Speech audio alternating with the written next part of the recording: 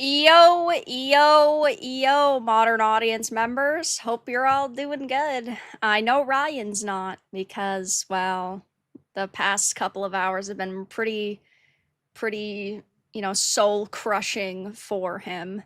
Yeah, Reloaded Um, sucks. It's not fun. It's black people, it's ugly black people, it's gay black people, it's transgender black people, probably. But above all else, I can handle all that. Above all else, it's just boring. I The know. gameplay is just boring. But also, you like randomly added me to this stream like right as we went live before the thing even started playing. So you just got a weird shot of me going like this, like you're trying to set me up there. Yeah, but you kind of deserve it to be fair. Um, Reloaded, I knew you would hate it. You thought going into it that you're like, "Oh, I'm gonna be able to make fun of black people so much. It's gonna be so hilarious." It's not. It's just soul crushing.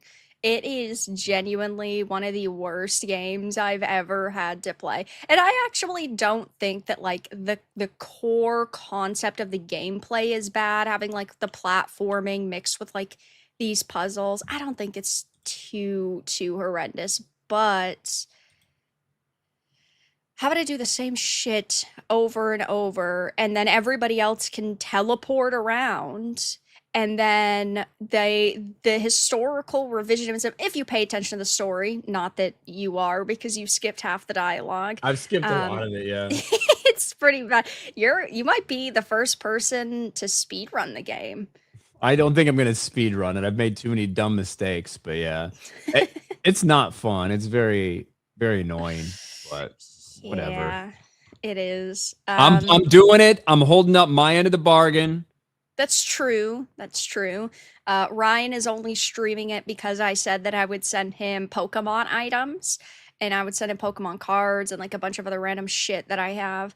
Um, so he felt obligated to actually play it. Next, I'm gonna have to start becoming like a scalper. I'm gonna have to snipe some Pokemon boxes. I could force you to play fucking mixtape. I could force you to play Dustboard.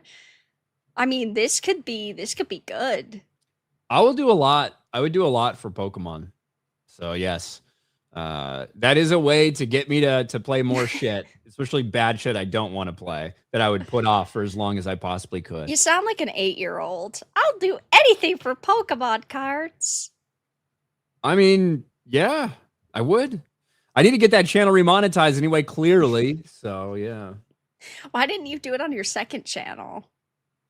because I figured I might as well do it on that one to get like that algorithm's already fucked up enough, right? Between re-uploads of Fuck My Life versus wholesome vlogs, like it's, you know what I mean? It's already messed up enough. So let's try to keep the gaming to the gaming. That's my thought. But then wouldn't the argument also be like your TCG openings on that channel? It is.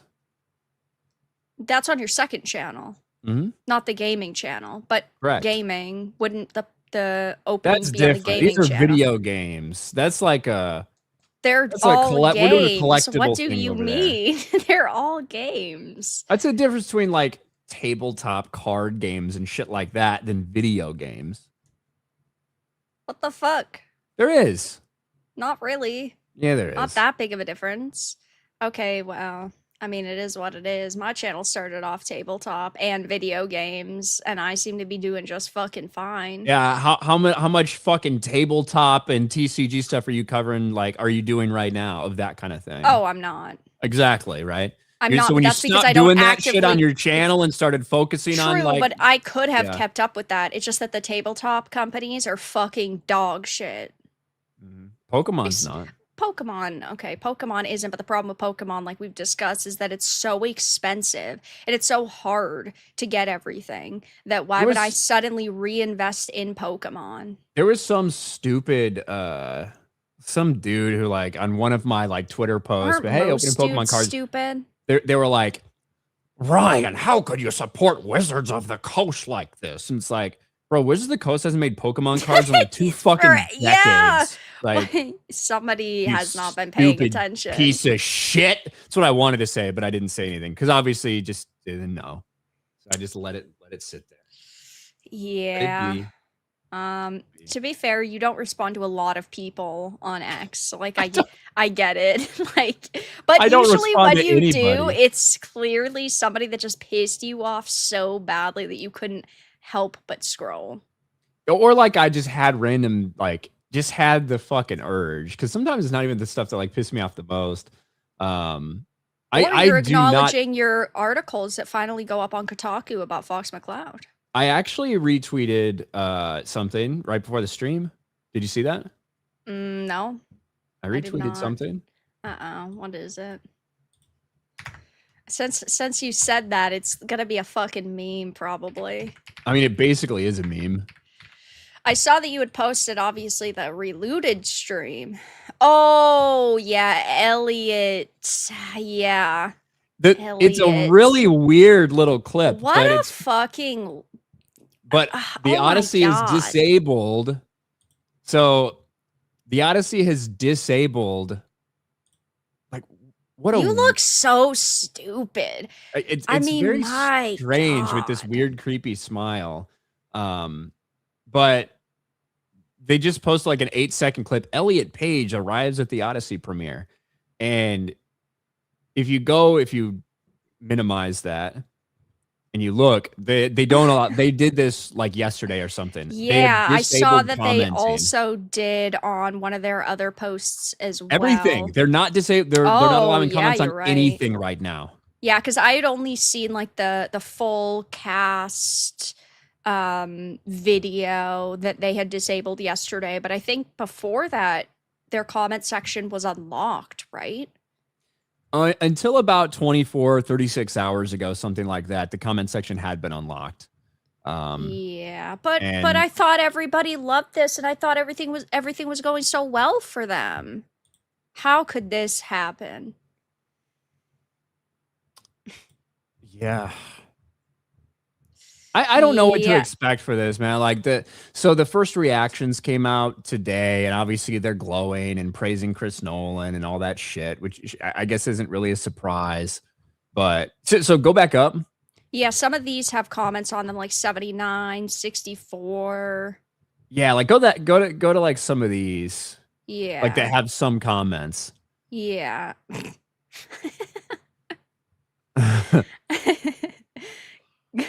Going just to see how far back they push the line of reality.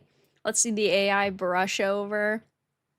But these it looks like they left them open for a little while, but they weren't able to lock them fast enough. But then they just decided that they weren't going to hide any. Well, I guess they did hide some of the replies like this. No thanks. I prefer a non-bastardized version of a timeless classic. Like, why the fuck would you ever hide that? There's Yeah, that's not no anything point. crazy. Right. You mean pay to see woke trash and cultural vandalism? Like, these are not. I on a corporate account, I can understand if there's like a legitimate looking death threat or something like that. Or like a dox or something, but that never. But how often does that happen? Very like never. I can genuinely, even though I think it's gay, I can understand a fucking corporate movie count if it's something like super heavy racial undertones Yeah. or talking about transgender shit. I can see them wanting to hide those, even if it's not like terms of service breaking, even if it's not a slur or whatever. But Hmm. some of this stuff, it's like nothing. It's like, Right. hey, yeah, I prefer watching with like shit you don't bastardize. Like that's nothing. Yeah, those are pretty like simple responses. This one says you overestimate you overestimated the blanks and the trannies affinity for classic literature. And that's what I mean. I can Like, see a corporate account hiding that one. yeah, Um, like I I wouldn't, but guess. But right, well, that's because we don't hide anything. But besides that, like, there's just no, I don't know. I think that it just makes the backlash even worse. And during a time when we see so much of this divide and all of the backlash that it's already facing simply on the teasers and the trailers, like, you don't want to make it any worse for yourself. And by silencing people, it just causes the Streisand effect to occur. It just makes it harder for you to post anything online that doesn't end up getting wrecked. And I also saw Lupita, like the clip that had gone viral about talking about Homer's work and not having enough women in it. I don't know if you saw that clip. Oh yeah. Oh Yeah. yeah.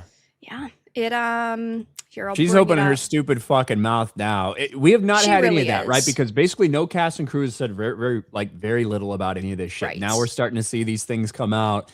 And the one black bitch who's at the center of a lot of this backlash, who could have just say the right things, instead she's saying shit like this. I'd be like, so Homer, how do you feel about the screen time given to these women, considering how little you spend with them? Okay. And then do you So- lean forward and look? I've And already seen Do you think people that's like Paul. implying that Homer is gay or something? I guess. Which, like, we know and so fucking little about this. incel loser. We know so little about Homer, even if he was like a real person or not. Like, but like the idea that now you're saying that he was gay somehow, Right. considering how little time you spent with him. What are you fucking talking about? You stupid, retarded you stupid, retarded black woman. We'll keep it right there. Like, what are you talking about?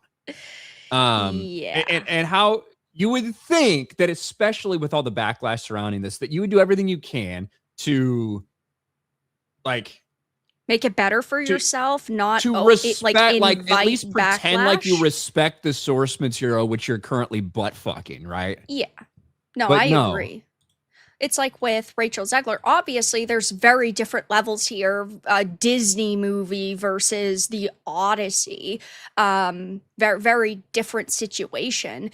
But the general hatred for source material is always going to be mind blowing to me. When a Lupita or a Rachel or whoever the fuck decides to make a statement, because she looks like she's ridiculous, because obviously the Iliad, the Odyssey, Homer's work in general, viewed as classics. They are important pieces of literature. They are not just like some stupid works and books and poems. They are important. And so to sit here and make this joke, because that's what the media is now saying, oh, it's just a joke, it's not serious, you guys are overreacting. Even if we take it as a joke, it's a stupid joke. You do not look like an intellectual the way you believe you do. No, and there's another clip out here too where she hammers home this whole female perspective. Did you see that one? I don't think that I saw that one. Well, I have it. I was gonna say I might have opened it when I was looking for this one. Yeah, I've got it. Let me share it real quick. Okay, cool.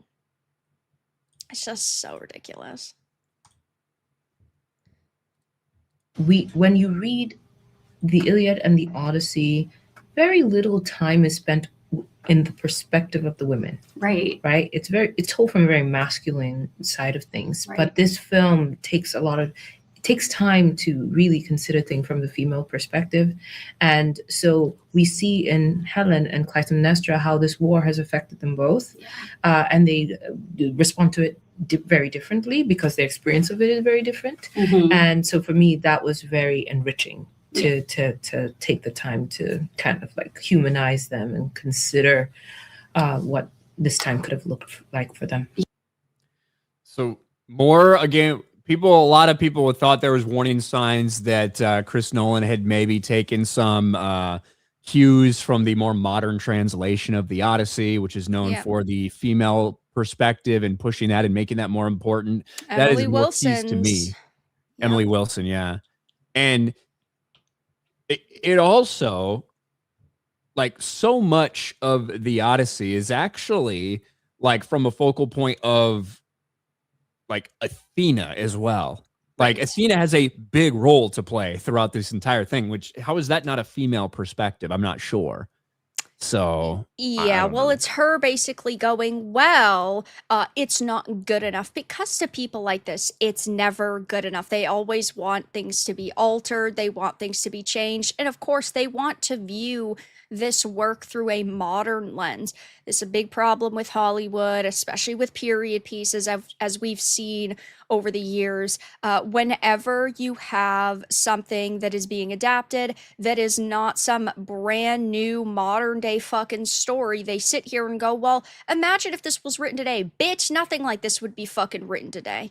Okay, it's just that simple. And so you're sitting here and going, it needs to be different. And how can I internalize these characters? Nobody wants your take on this character. Nobody wants an actor's new modern take on any character that they're playing, especially ones as important as these.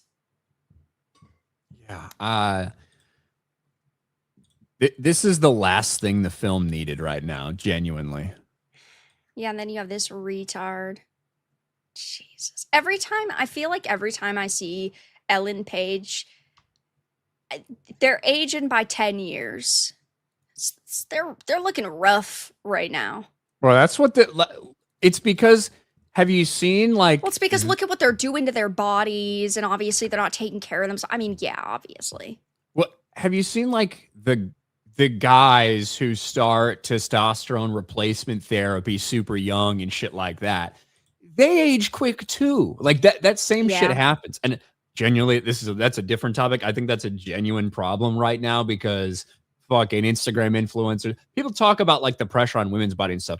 There's dudes in their fucking 20s on full on fucking hormone replacement shit, TRT, like all this stuff, who are destroying their body's natural ability to produce testosterone, that they're going to fuck up their shit forever because almost every fitness influencer you see, most of them aren't natural. So they're like trying to chase that shit, but their bodies age very poorly too. So now you got Ellen Page, who is pumped full of all these fucking very unnatural hormones for her. That's doing the same shit. She looks horrific. She really does. Oh, and Paul Tassi, retard extraordinaires, back at it. The Odyssey backlash is transphobia and racism under the guise of historical accuracy. That's it. People like this said the same exact thing when we were getting the Netflix documentary on Cleopatra that was so inaccurate they had to relabel it to a docudrama instead of a documentary. These people they're special. Paul especially is special because he tries so hard to be a cool kid. He will sit and he'll be like, oh man, I can't believe that we have Sony killing off Bungie because the gamers love their games. But yet he'll shill all day for Marathon and say Marathon's not the problem, it's Sony, because he thinks that that's going to be the popular take, and it isn't. And here, of course, he just wants to sit and bitch and moan and groan about anybody who has an opinion that is different than his.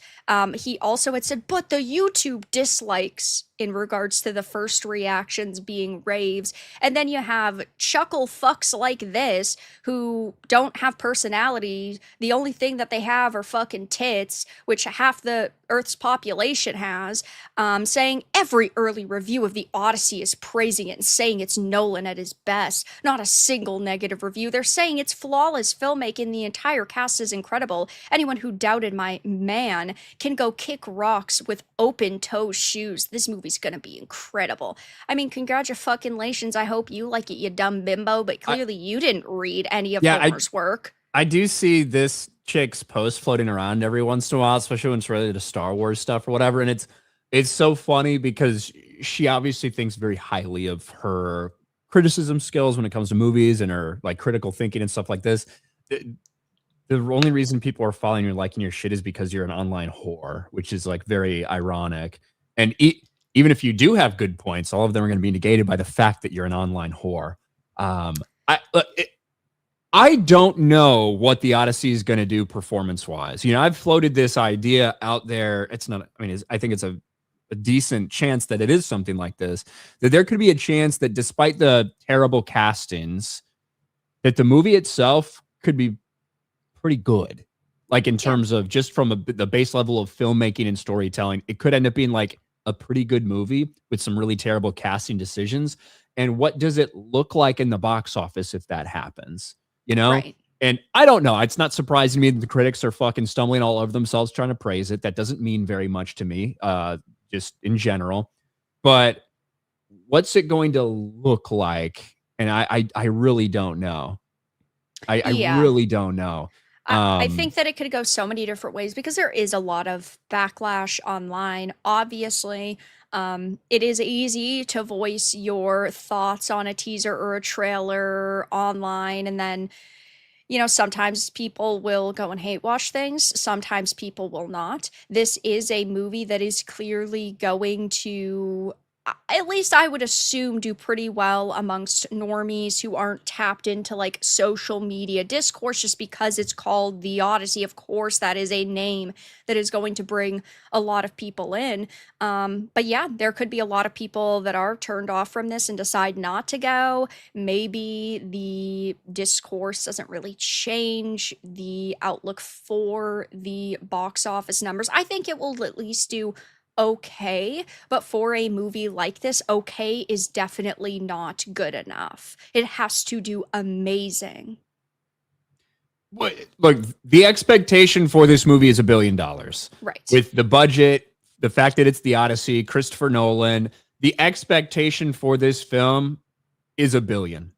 I certainly think that it could sit there and make 800 million and not lose money, but not be considered the success it probably should be, right? That would be a disappointment for them if this thing brings in 800 million worldwide. And that might sound crazy to say, but when you factor in a $250 million production budget and whatever the marketing budget is, let's be conservative and say it's 100 million. Your break-even point would be 700 million. If it's $125 million marketing budget, then your break-even is probably around 750. So 800 million would be, making $25 million. So it wouldn't be that much. So that would definitely be a disappointment for them. But I don't know. Do I think the movie will flop? I have a tough time predicting that or believing that. But there is so much backlash over just a couple casting decisions that I do not know how people are going to turn out. And I don't know if it's transcended into like the normie sphere because so Right. many people are talking about this that it don't cover entertainment. Right, exactly. And if this movie, isn't a masterpiece cinematically, and there are big issues with the filmmaking and the storytelling and the pacing, I think that that is going to end up leading to pretty low scores. But yeah, I think that the first weekend is going to do pretty good. Now, what happens after that, though, is going to be a different picture because, of course, negative word of mouth does spread pretty quickly. And it's also going to have competition. I mean, Spider-Man comes out pretty soon. There's a lot in the theater right now. But it is also a different audience. Again, a superhero or a comic book movie, there is going to be overlap with people who want to see the Odyssey, but the Odyssey is just marketed towards basically any adult. Yeah, look, Chris Nolan's fucking audience is there's going to be a lot of like 50-plus-year-old men, and depending on what they're keyed into and what's being covered and what's being talked about, these are people who and not to say we don't have 50-year-old men in the chat. I'm sure that we do, but I'm just saying in general, might not be as keyed into the online discussion and the online discourse of things in general. So I don't know. It's true. I don't know what it does. It's not that far away now. I feel like it's a movie that's still such a long ways away, and it's coming out in like 2 months, 3 months. No, it only comes out, in 2 weeks. So I don't know where my brain is right now, but it feels like it's approached very quickly. But we've had a lot of movies coming out lately, so that also probably helps. It's not like the box office has had nothing fucking coming out for a month and a half and everybody's desperate to get to the theater. But yeah, I guess we'll see. And we'll especially see if any of these actors decide to make any other stupid statements. I'm sure we'll get like 1 or 2 more, but I think that the that now at this point, because we are pretty close and the red carpet events are going to be over, I don't think that we're going to see a lot more. It's going to be pretty quiet from the actors, but some of them are on social media and are very vocal individuals, so could go either way. We're not going to see a ton of that, I don't think. But they've been very, and intentionally, they've been very quiet about the movie. And I think they have confidence that they don't need to, right? Christopher Nolan, The Odyssey, they think it's going to be a big period. They don't need to do a ton of fucking interviews with all these people like some of these other things. And so now we're just seeing some of this stuff out right now, like the Lupita Nyong'o stuff. They should have kept that bitch shut the fuck up. Yeah. I don't think that those statements are, obviously enough to tank the movie, but I definitely think that they are enough to turn a couple more people away. But there are already a lot of people who have been turned away based on her casting alone, never mind the 5 other terrible fucking casting decisions that they like made. the cat, like what we've witnessed over the last couple months, it 1,000% is going to impact the box office. The question is, does it impact it enough to make it a failure? So significantly, right, that it is a bomb or a fail or it tanks, things like that, right? That's another question. Yeah, and I have questions about that, and I find it tough to predict a failure or a flop from Nolan when we haven't seen one. I think Tenet is obviously an outlier because of how it was released and when it was released, when a lot of shit was shut down, and I think it's difficult to count that. But everything else, he's never had a movie that didn't make money or like was anything like that. So to predict that this is the one that it's going to be, I don't know. It's hard to imagine. I would love it if it did. I would love it if it was such a total rejection of this race swapping, white erasure, white history erasure. I would love it if it flops. I hope that it flops. I just don't. I don't feel like I have enough supporting evidence it yet. Yeah, so. I agree, but I guess we'll see in 2 weeks. David Smart Jr., thank you for the 2. House of the Dragon was so boring. Fuck my life. We will talk about that in a couple of minutes, because every week we talk about House of the Dragon, or I guess just the latest A Song of Ice and Fire show. And I mean, I don't think that it was an awful episode, but I also don't think that it was a great episode. Yeah, it was pretty mid, I think. You are starting to see a lot of the cracks that are coming in from so much of the stuff that they've changed, and why that has ramifications. When you do things like, hey guys, we're going to pull this fake Daeron thing that didn't happen in the books, but we're going to do it in this show for some weird shock that I don't know why you did. Well, you created so many problems for yourself, because like, why would you leave the dragon there? Like, well, right. Why wouldn't Damon be like, why is the dragon not following his rider or anything like that? Like, why would the dragon just fucking stay there? I could buy Damon not being too worried about Tessarion like following him, because he's just being led away. It's not like he's being held at sword point or anything. And the Dragon Keepers are there, like hanging on to Tessarion. Okay, I could see the problem. Why do you leave him? Why would what are you planning to do with this fucking dragon sitting there? Right. Like you just found that a lot of other people could claim dragons, and you're just gonna leave a dragon that is flight ready, that is war ready, that is battle ready, just sitting there in the middle of the Hightower army? I don't think so.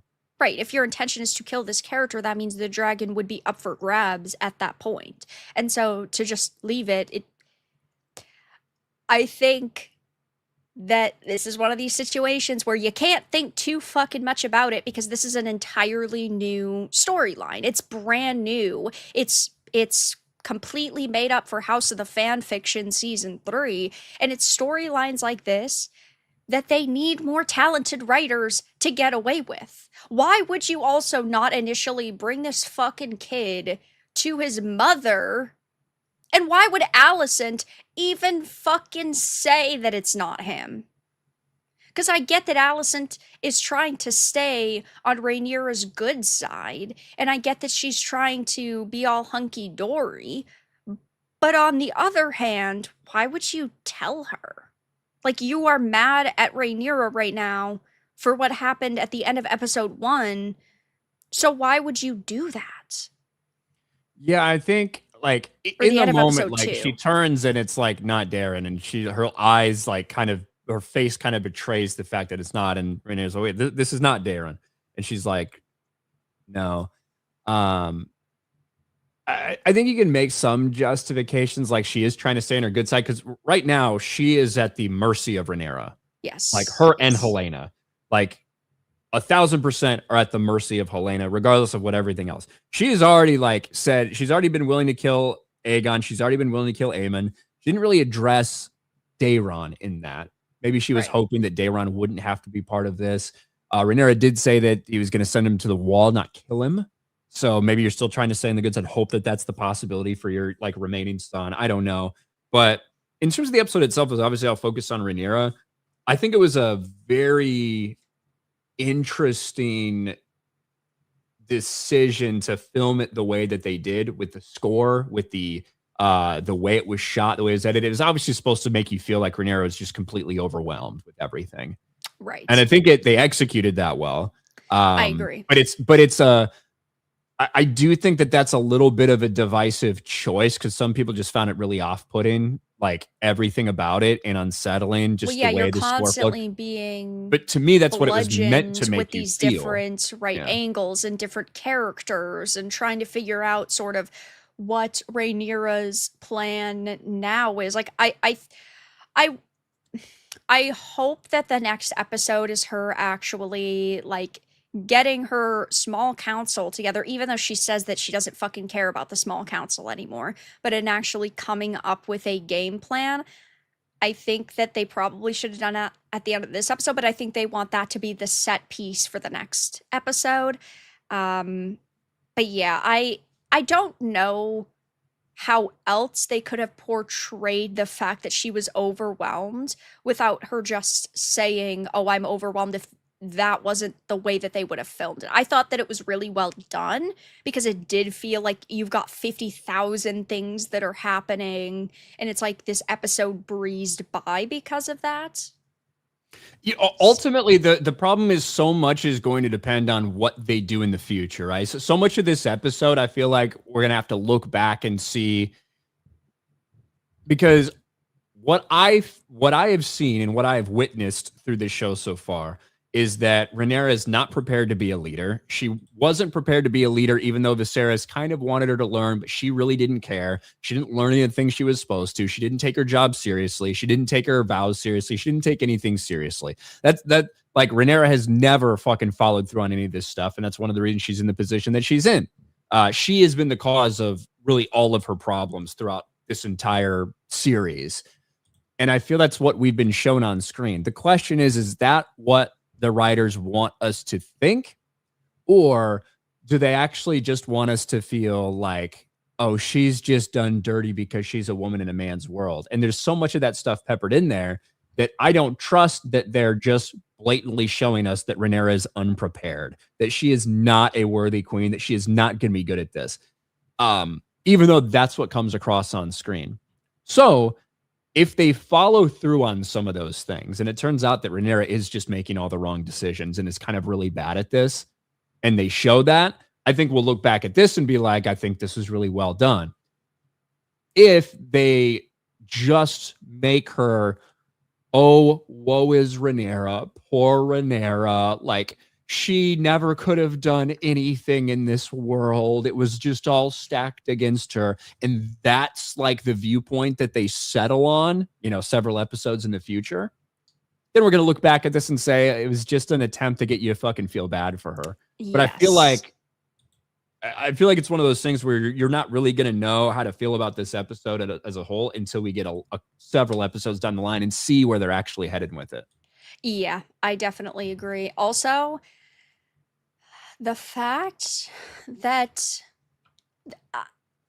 I think the fact that They have so many of these characters and their little fucking beefs are so stupid, like Massaria and Damon. Just shut the fuck up, guys. Who cares? They really, it felt like, put a focus on that. I hope that that actually turns out to be something where, like, Rhaenyra actually has to make that choice between them and then she fucking punts Massaria or something. But otherwise, it just feels like a stupid ass additional storyline I could care less about. So I don't like that Massaria is being portrayed as so like wholesome, right? Yeah, she's not. She's manipulative. She is sneaky. Obviously, she's the Mistress of Whispers, right? I think that's her official title. So she's not just somebody you blindly trust. And they're Kind of, trying but to the- convince the audience that she's like changed in a way or she's totally loyal to Rhaenyra. I think the problem is that our perception of the White Worm from the book is not what they're giving us. Right. They're giving us somebody who, yes, has played both sides, but seemingly only kind of out of necessity and out of trying to do what's best for the people, right?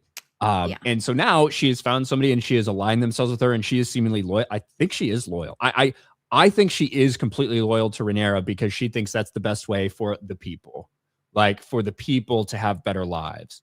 And the only way she turns against them is if Rhaenyra does something that's not good for the people, which turning against her would then be portrayed as a positive thing or a moral thing. I think that's what they're doing with Massaria, which is frustrating. And I definitely think they're trying to tell you that Massaria is the angel on one side of Rhaenyra and that Daemon's the, the devil on the other side. And they're both whispering in Rhaenyra's ear. The reality is that Massaria does have some good points. But she also is like encouraging Rhaenyra to do some things that are going to really bite her in the fucking ass by alienating all these people with money, by alienating all these people with power to satisfy the fucking poor plebs in Flea Bottom. Like, could that give you a little bit of a bump? Yeah, but it could also make you some really bad enemies. Whereas Daemon, who just says, fuck it, kill everybody, let's just take over the fucking world. Yeah, there's some reality of the fact that you do have power and maybe you should be prioritizing other things right now instead of feeding the poorest people in the fucking world for 3 days. But those people can turn against you. And if you do lose the support of the people in general, you can be fucked. So like both of them have points that are valid. Both of them have poor approaches as well. And I feel like it's being more portrayed like an angel on one side, devil on the other, where really both of them, if you look at the things they're saying and how it's going to work out in the long run, probably both of them have points and both of them have flaws in their thinking. And I think that Rhaenyra is going to end up listening to each of them at like the worst time. Yeah. If that makes sense. I think that that could be where they're going. But obviously, again, like I just don't trust these writers. I really genuinely don't. I know that, you know, Rhaenyra is obviously the main and central character to this story. We had talked about it last week. I don't feel that they've quite taken her in the direction that I sort of expected. I thought that after episode 1, they were going to basically cut all of this bullshit whiny woman drama, and they were actually going to go gloves off with her and no holds barred, and she was actually going to be, you know, Rhaenyra the Cruel, as some people viewed her as, but they haven't done that. And then you have dialogue of, I started my period, bitch. Who fucking asked, bro? Why do I want to hear that in my fucking dragon show? Okay, I need a napkin. Shut up. Yeah, women should not be ruling. That's for The sure. only reason I could see that as, I guess, an important detail is if they had the storyline of like she's trying to have other children, but they're not doing that. And so why the fuck do I care? So my guess is that Rhaenyra is going to take some like very reckless, it's going to do something very reckless to take back Tumbleton. And a lot of the people, the regular people, are probably going to like burn and die because of it. Yeah. And which is going to lead to some problems between her and Hugh the Hammer, because his wife is currently at Tumbleton, which is probably going to lead to some problems between her and Massaria. If like the people that she's trying to win over, she just like kills a bunch of them. Like somebody said to me even last season that they think that they're going to do a Dany arc with Rhaenyra. But like do it in a way that makes you feel bad for her, to like make you feel bad that Daenerys went crazy and shit like that. It certainly looks like we could be headed that way. Yeah. Especially because of the bells that were so insistent throughout the score when so many things were popping up. And could it be an Right. indicative of time ticking away? Sure. But to me, it's hard to like hear that bell and not think about the bells in Game of Right. Thrones season Yeah, 8, it seems you very know? intentional. I do agree, but I don't know. I felt like it was a pretty mid episode. I think there were moments that were good. I think there were moments that were bad. I hope some of these storylines actually fucking go somewhere and it's not just a more stupid womanly drama. Which, to be fair, right, there needs to be a little bit of drama. There needs to be a little bit of that tone. But again, like this whole, oh, fake Dayron angle, I think it's. Well, I like don't know where they're gonna end up going with that. I don't quite know if I like that yet. the thing is, The stupid drama between Rhaenyra and Alicent of Rhaenyra being like, how do you do this? And then instantly not liking that. But then Emma Darcy goes into an interview and says that like there's a chance for their relationship to be redeemed. What? How? I think that she's going to put Allison on her council. You think so? Yes.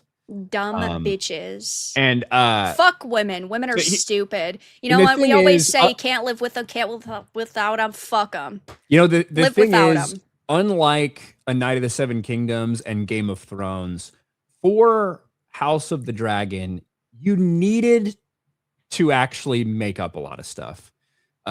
Because unlike those shows that you have, or unlike those books for A Song of Ice and Fire series and for the Duncan Egg novellas, where you have everything, you have exactly what these characters are feeling and thinking and saying, and all of the characters are actual characters. In this, they're not. You know, we might have 2 lines that describe Ormond Hightower. You know, we have maybe a couple lines of dialogue of Rhaenyra and Otto and Alicent here or there scattered over several fucking years. You did need to make up, for lack of a better term, a lot of shit.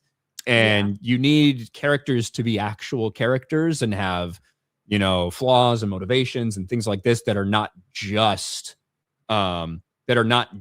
what we see in Fire and Blood. The problem is a lot of the things they've chosen to make up haven't worked very well. Some of them have, like Viserys, but some of them have not.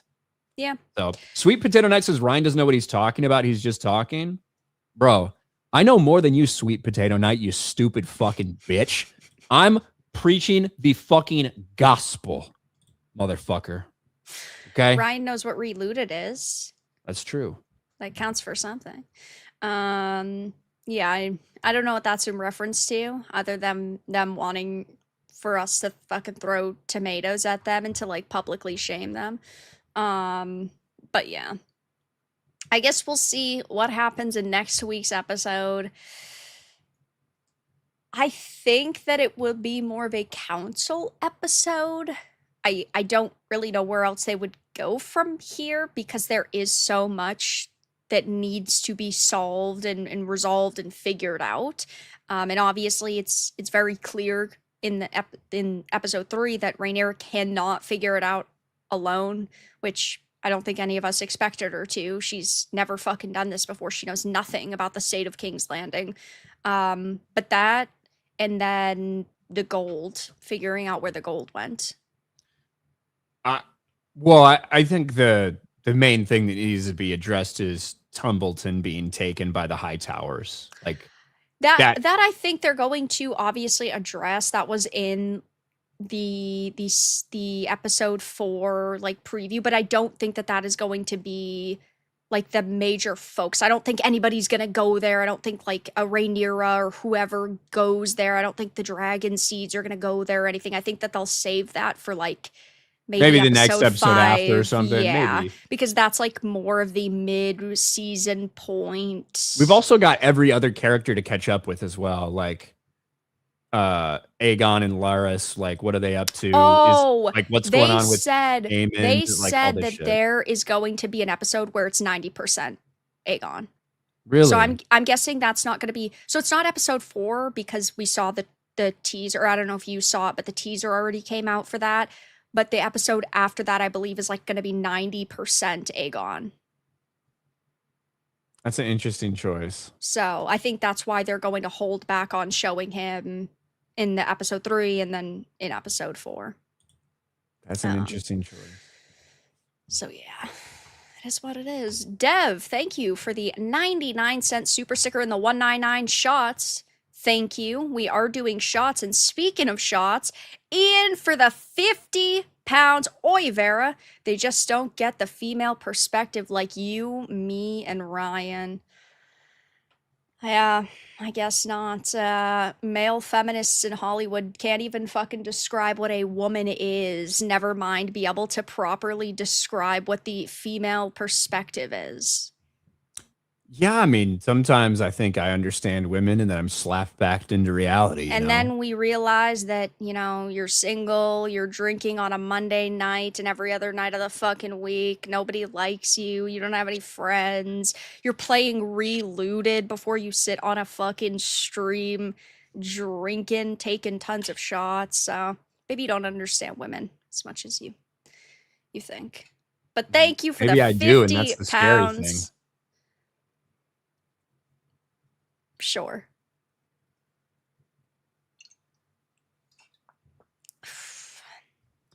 Ah, God there we damn. go. Thank you, Ian. Thank you for the 50. I can't get this top back on. There we go. Ah, It's almost done. there you go. I mean, I had my crown, and you've almost finished that too. Yeah, well, I only drink during FML, so I only drank the crown during live stream. Yeah, but you take shots any stream. That's true. I do not. I only take shots on FML, so it is kind of different. Big Papa Pump, thank you for the 5. What, the trailer for the Odyssey got ratioed? The numbers don't lie. Steiner math is hard. Hall, if you hear me, I got your hookup. Thank you for the 5. Yeah, the trailer did get ratioed. Big Papa Pump. Is currently, I have it up. It is currently sitting at 66,000 likes to 571,000 dislikes. So that's a lot of dislikes. Yep. It is still sitting at number 4 trending for movies, but this is like their countdown trailer, probably one of their final trailers. That'll be the last trailer, typically. Yeah. Except for the one that they release on release day. Probably. But yeah. But like the, for it to be, it's pretty low viewership in general, which isn't crazy for final trailers. If you look, usually teaser trailers get an insane amount of views. The first official trailer gets a ton of, like, a decent amount of views. The last trailer typically doesn't get nearly as many views as it. So the fact that it's only 5.4 isn't crazy, but holy fuck, the dislikes. And yeah, ultimately, yeah, the only reason we can see dislikes is because of the, Google Chrome extension that allows you to see it. And is that 100%? No, it's based on a variety of factors and it's extrapolating some things, but ultimately it's the best indicator we have. That is the best number we have. And the reason is because YouTube hid the dislike button to protect big corporations or to protect little fucking bitch motherfucking streamers or content creators who didn't want people to see dislikes. So this is the best information we have. And it's proven fairly reliable in terms of tracking backlash to things. This is it. This is the only thing that we have. So. It's true. I mean, even with video games, you have things like Steam charts and whatnot, which doesn't paint the full picture. But if a game's trailer gets obliterated likes versus dislikes, then you you know it's probably going to come out and completely flop. So any information is still information, and still good information. Even though the media tries to say, oh my God, it doesn't paint the full picture, it means nothing, it clearly does fucking mean something. And sure, it's not a foolproof method of judging if a movie or a TV show or a video game is going to be successful or be a failure, but it's better than having nothing. We also we got more shots to do, Vera, not just we in got a your chat, bunch but of also over on shots. Rumble, by the way. Fuck my life. Pugs 4 for $50 over on Rumble. Okay, enough of this peaceful FML episode. Let's see some arguing. What could we argue about? I don't fucking know. You maybe play Reloaded, but I don't even feel that angry I about fucking it. played Reloaded the goddamn day it released, and I streamed a full playthrough. No one forced you to. You're gonna play it one more fucking time for another hour and a half. Shut up, you stupid bitch. It's actually really funny because I'm My playing it God. because you're gonna like give me something I want, and also you bought me the game. I did, and I donated to you during the fucking stream. Yeah. So like I can't really bitch and complain about it too much. Yeah, shut the fuck up, you stupid idiot. Holy but shit. Thank you, Pugs, for the $50 Rumble rant. I already Let's took go. my shot. Thank you. And I guess Ryan, don't put the bottle down yet. Raider, thank you for the $101.01. Much appreciated. With your little phoenix emoji. Thank you. Wait, I'm what? very grateful. We always have this discussion. People say, oh, it looks like a heart. And then there's people that say it looks like a phoenix. And it's a heart, it's a phoenix. And we can never fucking tell. A phoenix emoji? Yeah. I see a cardinal and a fire. A cardinal and a fire. Like a little, like the bird, Sure. a cardinal. Yeah, sure. Why would there be a phoenix emoji? Why would there be a cardinal on fire emoji? No, a cardinal and a fire. Like I see two emojis. I see a little bird that is a cardinal, and then the next one is a like flame, like fire emoji. I don't. I only see the one. I only see the one Hold on, fucking hold on. emoji. Let me show you what I see. I only see. Wait a minute. Hold on. Yeah, it's literally a phoenix. This is what I see. Yeah, that is very different. I don't know. That is very different than what it actually is. I'm like, what the fuck are you talking about? You know what, Ryan? Maybe you shouldn't take any other shots tonight. If you're already this fucked up. I'm not yeah, fucked up. no. Like that, I'm telling. I just showed you what it looks like. Yeah, no. Here, I'll take a picture and show what it is on my screen, because it's just a phoenix. And every time Raider donates and he puts that, we always end up fucking debating it. But for me, it's just like, let me blow it up a little bit more. It's a well, I guess you can't really see it given what my camera's doing. Yeah, your camera kind of gave. Okay, I see it now. Like that's very different than what I see. Yeah. Yours is like a firebird, and I'm just seeing a bird and a fire. I guess technically they both do mean the same thing. This happens to me a lot with StreamYard Mhm. emojis. Like they don't translate well for me, and I don't know what it is. Like it's not like I'm out of date or anything. I It's- hate don't know. StreamYard. Fuck StreamYard. Ban me from your gay ass platform. This platform's dog shit. Anyway, I'll owe you a drink, Raider. Thank you, Raider. I already took my shot. Took 3 shots in a row. Fuck my life. But much appreciated. Very grateful. Even though Ryan thinks that it's a cardinal and a fire, I think it's a phoenix. Ryan says an iPhone 5. What is that? I don't have an iPhone 5, but I'm looking at it on my computer. I took a picture on my phone of what I see on the computer, and then I showed you guys. Mine legitimately doesn't show that. Yeah. Weird. I have a Samsung, by the way. Fair enough. I should probably get a new phone, but I eh. So I probably should. I have the 25. I had the Samsung Galaxy S25 Ultra, which is like 2 years old at this point almost. But I just don't feel like I need a new one right now. Oh yeah, my Um, phone's like 4 years old, right? yeah. I mean, Yeah. look, that's what I'm Yeah. recording all my vlogs on, and I think everybody thinks it looks perfectly fine and sounds pretty good. So Yeah, I got mine in 2022 because if it's not broke, don't fix it. But I probably should because it is actually broken. I'm just cheap and don't like to spend money that I don't have to. Nancio says his phone is 8 years old. That's not surprising because you're like fucking 80. So the idea that your phone's 8 years old isn't shocking to me. Is it a flip phone, Net Stealer? Oh, I've seen some of the revival flip phones. Ooh, I would get that shit. I'd get a fucking sidekick. Holy based. Give me an actual keyboard.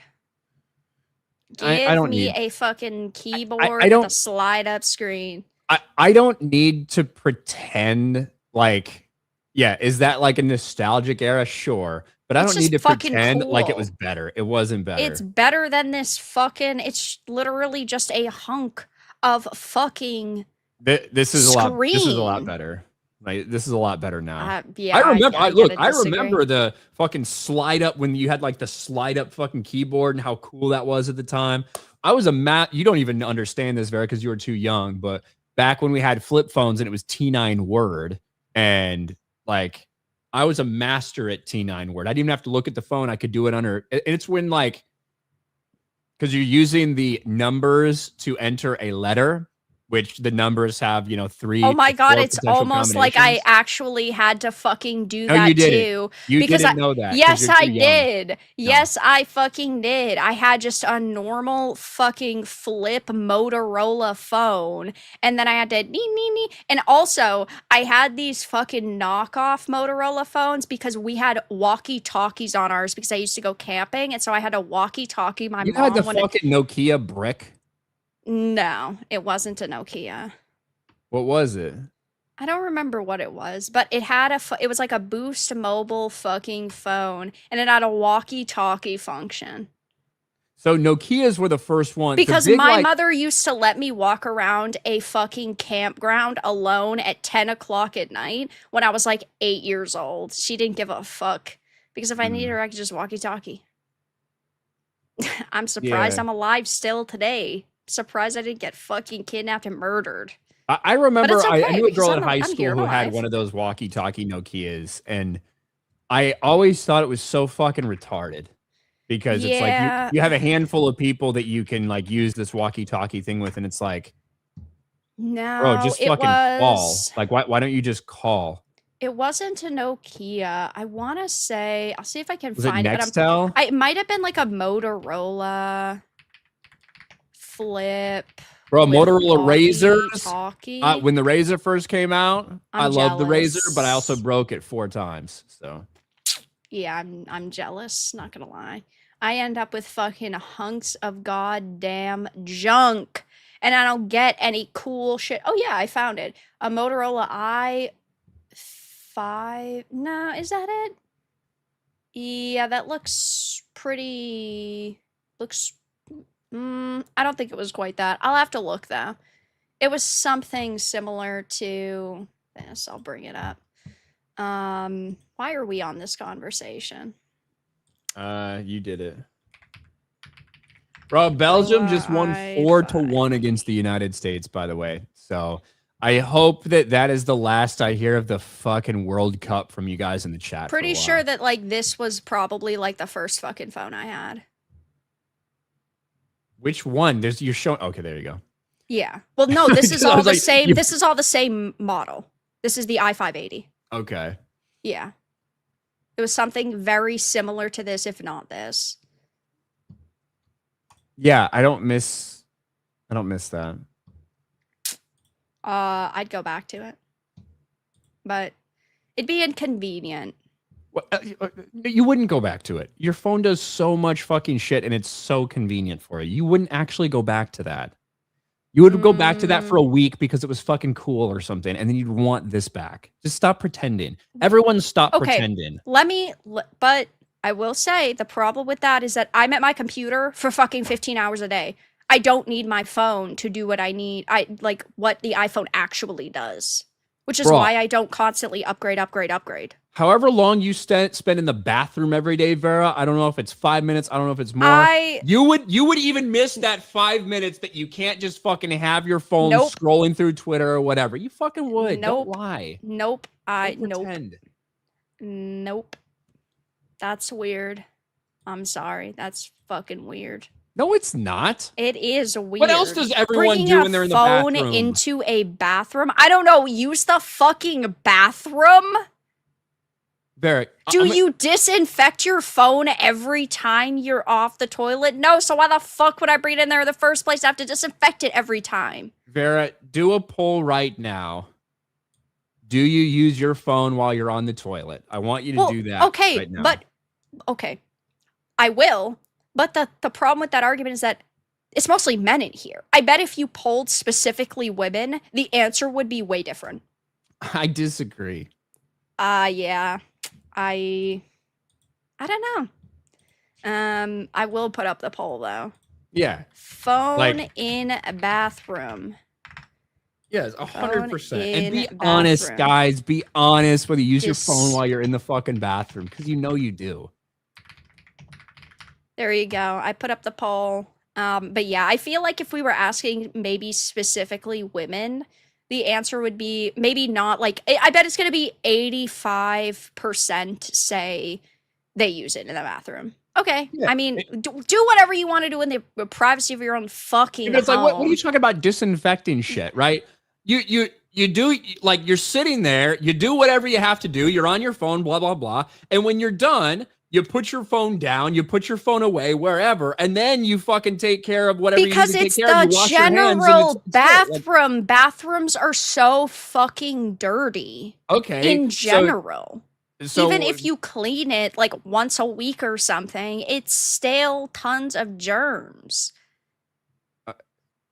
So what do you use the towel that's in the bathroom because it happens to be sitting next to the toilet? Do you still use the fucking towel that's hanging next to it? Yeah, but you replace it like every day. You have your toothbrush out in the fucking bathroom. Well, yes, but it's different than handling. It's different than handling something while you're on the shitter and then picking that thing right back up and not putting it down.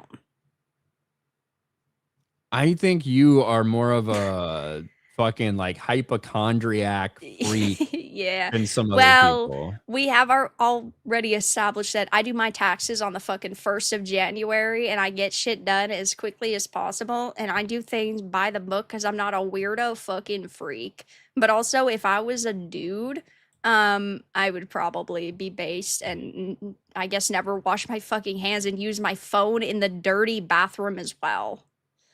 So, yeah.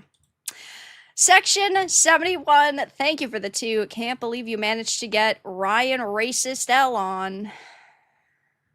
Ryan's not racist. He's literally black. I played Reloaded. Yeah. How can I be racist? The game that doesn't talk about slavery, by the way. I talked about it during the game.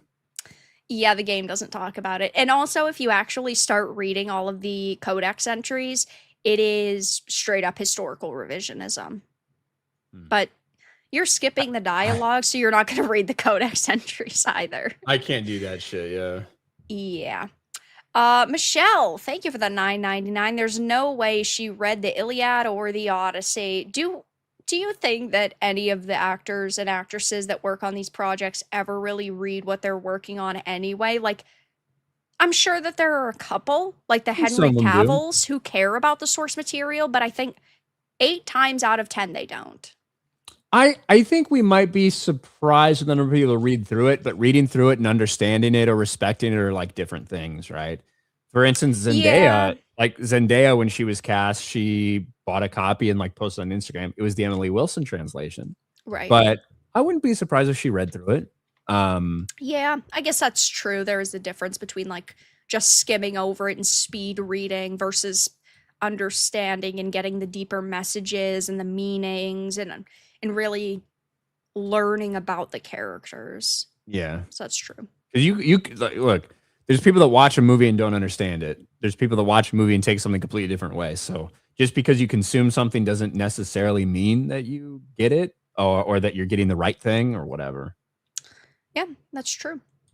Nat Steeler, thank you for the 5. John Leg, humping homo, says, do not go see his movies if you support Trump and ICE. So, well bargained and done, John. I won't go.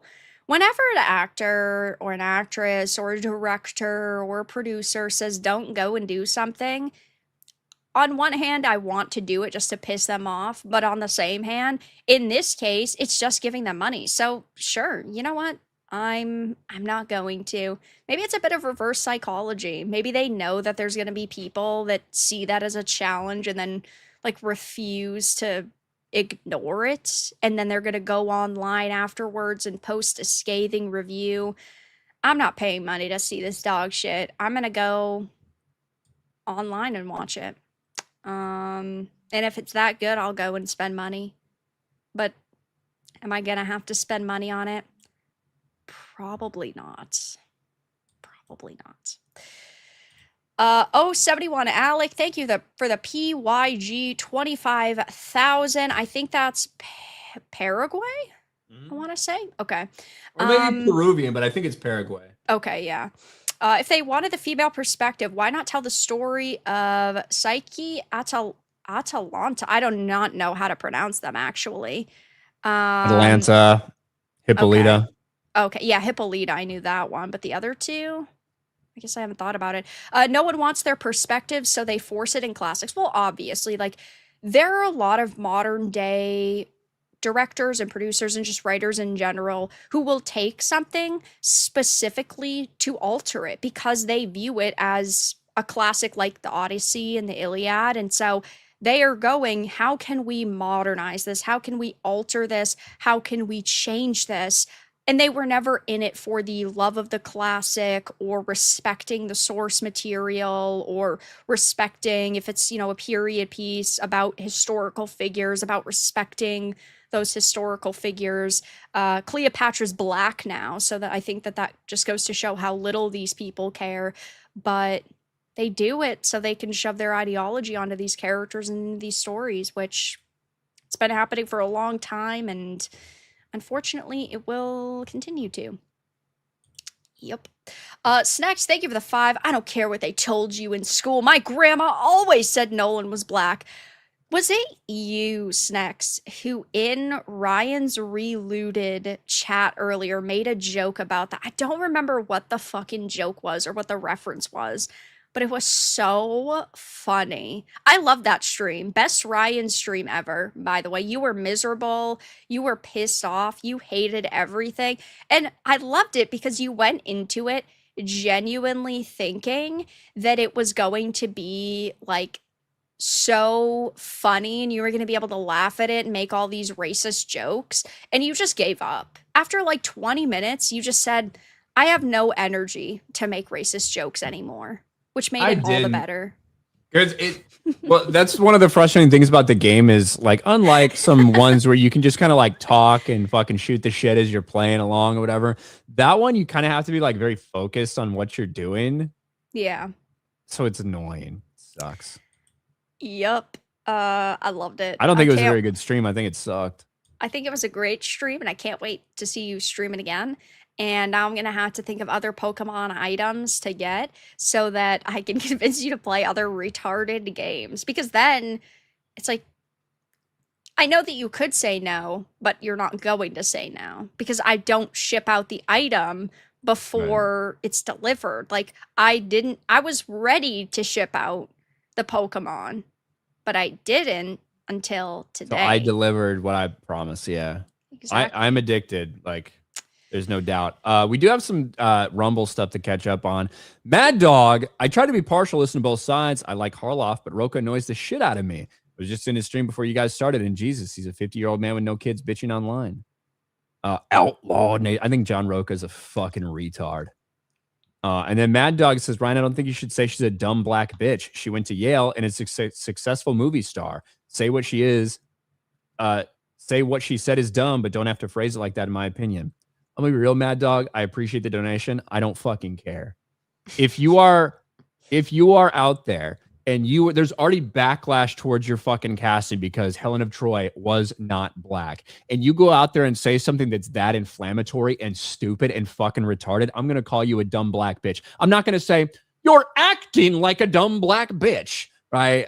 I don't feel the need to fucking put a caveat there. I'm not a fucking pussy, and I'm not going to do that. Well, I don't know anything. Like Lupita, she went to Yale. Congratulations. There's a lot of people right now in our government that graduated from Harvard and Yale that act fucking retarded all the fucking time. What she did was stupid. Do I know Lupita Nyong'o's IQ? No, I fucking don't. Do I know how difficult it was for her to get through this stuff? No, I fucking don't.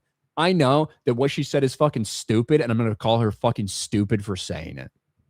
I don't care about all that other bullshit, quite frankly. So There you go. Mad Dog for 2. I think the Allison judgment is saying it's not Daron is completely unjustified. She thought she was seeing him, and it wasn't him. She's now thinking, wait, where is he? Is Rhaenyra playing me now? I don't know. Yeah, I think it was just kind of like a shock that they had the wrong person. Yeah. Supreme Lord. Every time they change something from the book, story feels worse. None of these changes seem to improve anything, make the show feel more disconnected. And this in relation to Hot D versus Night of the Seven Kingdoms. I feel like they should have stuck to the books like they've done every piece of writing, including the season, would have been solid with one banger after another. Moral of the story, stop changing shit that doesn't need to be changed. Stick with what worked before by translating it on screen. Good adaptation enough to copy every single page word for word. Should respect the lore, core structure, character logic, emotional meaning, and consequences. But don't take a story beat that worked and replace it with something weak or just create manufactured drama. Yeah, and I said before that I think that a little different from the novels and novellas, you needed to create some things. However, there were things you didn't need to change. Right. You did have to create a lot of things in the adaptation of Fire and Blood. And if no one's ever read that, you wouldn't understand, but you do. So you do have to invent a lot of things, but they are unnecessarily changing things. And most of the changes, I don't think have worked. Some of them have. Some of them worked very well, but a lot of them haven't. Yeah, definitely. I'm done. Okay, cool. David says he's going to die and pass out, so he asked me to read his super chat. David, thank you for the 2. Vera, please say you're watching Evil Dead this week. I am. I'll be watching it. We'll probably end up reviewing it on Vera Virtue next week. Unless Ryan wants to do a movie review, then otherwise that's when I'll be talking about it next, for sure. I cautiously optimistic. I think that the trailers have been interesting, but I know better than to put my blind faith and trust and excitement into movies. He's not watching it? No, David, he's not fucking watching it. Ryan, the only thing he's watching right now is House of the Dragon, and he's gonna watch the Odyssey to make fun of it. Let's review it. And that's about it, I think. Burned Oils, thank you so much for the 5 Canadian. Constantly calling Ellen by her real name Ellen is the correct way to not let the deranged woke mob force us to have ill ideologies. Yeah, I mean, look, I get that it can be easy like to make the mistake sometime and actually call her Elliot, because it's just when you're reading a bunch of articles and posts and stuff that say that, you can just kind of just repeat it, not because you're trying to, but just because you've been reading an article that says that, or when it says he and blah, blah, blah. But for the record, if I ever make that mistake, I always intend to misgender her. By that, I mean call her by her proper fucking pronouns. See, I like to call people like that it, because they can't decide. And so if you can't decide what you are, which is your biological gender, I have a little bit more disrespect for you, so I generally say it. But yeah, with, like you mentioned, reading articles constantly, hearing Elliot and he and him, there are times where you slip and say it. But that's just, I feel like that's for anyone, unless you are intentionally trying to call them by their preferred pronouns, which is still pretty retarded. Jason, thank you for the 2. We'll know Monday with Chris and Alan's theater reaction. Yeah, I mean, I don't think it's going to be the worst movie ever. I think that it is going to have moments that are very good. I think that it's going to have moments that are very bad, judging by the casting. But if the bad moments are enough to completely kill this movie, I don't know. We'll have to see. It's obviously going to make some money. It's at least going to do, I would say, okay. But okay just isn't enough when they need to make $1 billion freaking dollars on this film. So, yeah. Tactician Musician, thank you so much for the 5. Why is my StreamYards doing that? Okay, I fixed it. I come in here and the first thing I hear is, fuck women, you have my attention. Fuck women because they're stupid bitches. Hell yeah, brother. Women are so dog shit sometimes. Bubba Doom, thank you for the 2. Y'all are weak. Drink some Old Crow, good bourbon. I generally stick with whiskey. I don't know if I've ever had Old Crow, to be honest. I mean, I know I haven't for a fact because I'm, as Ryan likes to remind me, 12 years old, and I'm set in my ways already. But yeah, I mean, you're not. I don't think you're as much of a bourbon drinker as I am. But no. I've heard of Old Crow. I don't know if I've ever had it though. I don't know. Fair enough. Ian, thank you for the 25 pounds. Drinking on a Monday night is nothing like drinking on a Wednesday night. That's the kind of weekday straddle that'll throw you off your whole body's clock. That's why I wake up on a Saturday. Yeah, we could tell you've been drinking on a Monday, Ian. Thank you for the 25. Much appreciated. It just got worse and worse as it went on. I was like, where's this going? But it's okay. Every night, you're allowed to drink every night. How about that? That's and what I say. Ian, for the 10 pounds, I pee on my phone outside of the bathroom too. Glad to hear it. Thanks, Ian. What the fuck? Maybe, go to sleep or something. NTR Uncle, thank you for the 2. My sister takes the phone to the toilet and the shower. I mean, there you go. Yeah. Maybe I'm just obsessive. I have a Bluetooth. I'm kind of a neat freak. I'm kind of a clean freak. If I need to do something like paperwork or something, I get it done as soon as possible. I'm pretty, I think you're I'm pretty definitely the minority. I'm a VIP short bus pass holder, so I think you're definitely minority when it comes to that. I take my phone into the. I have a Bluetooth speaker that sits like right on top of of my shower that I turn on, so when I'm in the shower, I can still listen to whatever YouTube video or whatever, So I am never without stimulation of some sort. There you go, I guess. Yeah, it's currently at 29% say no and 71% say yes. And I think some of y'all motherfuckers are still lying. I think it's actually higher, personally. But you think so? I mean, it's the internet. People never lie on the internet, so I think you might be wrong on this one. I think some of your simps in the chat are probably like trying to pump up your numbers, but yeah. Fair enough. But we were accused before of you having the chat being filled with simps. For me? So yeah, from the guy you were arguing with, Chucklefuck72. What was his name? Oh, I don't know. You mean, called him out specifically. I don't think the chat is all that simpy towards me. I just think that almost everything I say is right. So typically they'll agree with me. That's I don't true. think it has anything to do with them being like partial is to key. me. Yep. Yeah. BMCCB, thank you for the $19.99. I was hoping you guys would shit on Supergirl, not your phones. This conversation's really devolved. Well, I don't know what very things people are doing in the bathroom with their phones. No, it's just like They just get so messy. it's a dirty area, unless you're constantly like disinfecting it. And I know y'all motherfuckers aren't if you're bringing your phones into the bathroom. Yeah, but here's the thing. If you're gonna get to that level of, you're in the same vicinity. Okay, so that means, you know what I think a great comparison is? Whenever I go into a public zone, like a public bathroom, or I go out in public, like to the mall or something, I come home, instantly take a shower. I'm not fucking walking around without being clean. Those are outside germs. That's gross. Now, I don't have a problem with going outside or being in that zone, but like I'm not gonna like get into my bed or into my normal atmosphere with fucking people germs. That's, I guess, fair. But your point about like the phone, the idea of it's so gross to be using your phone because there's like particles or whatever. So that would mean that every article of clothing that you have on, you don't wear out. You fucking throw it away. You don't wear it out of the bathroom. You fucking wash your hair every time you come out of the bathroom after doing that. You know what I mean? That's the level you'd have to get to justify the insistence of not using your phone during this as well. Do you know what I'm saying? Yeah, no, I mean I get it.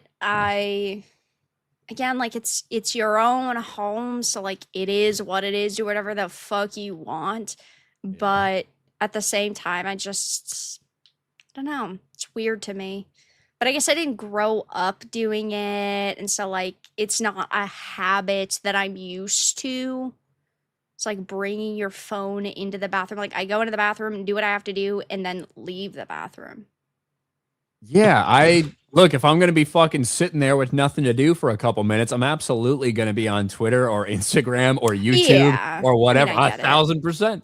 That's who I am. I am attached to social media, as are all of you motherfuckers who are in the chat right now. Because right now it's Social fucking media is a 10:22 plague at on night. society. You're right, but you're part of the plague. So thank you for being here. That's true.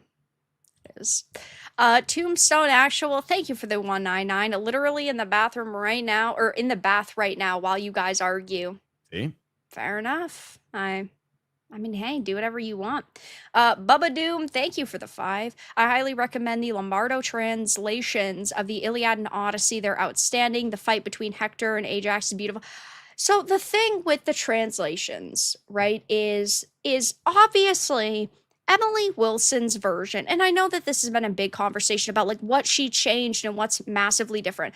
Her translation is not like a completely 100% new and unique story, but it does shift focus on characters and shift certain terms and certain outlooks on characters and specifically the females. And in a day and age when there are so many feminists that run rampant in Hollywood and on social media, it's very clearly intentional that they went with her work.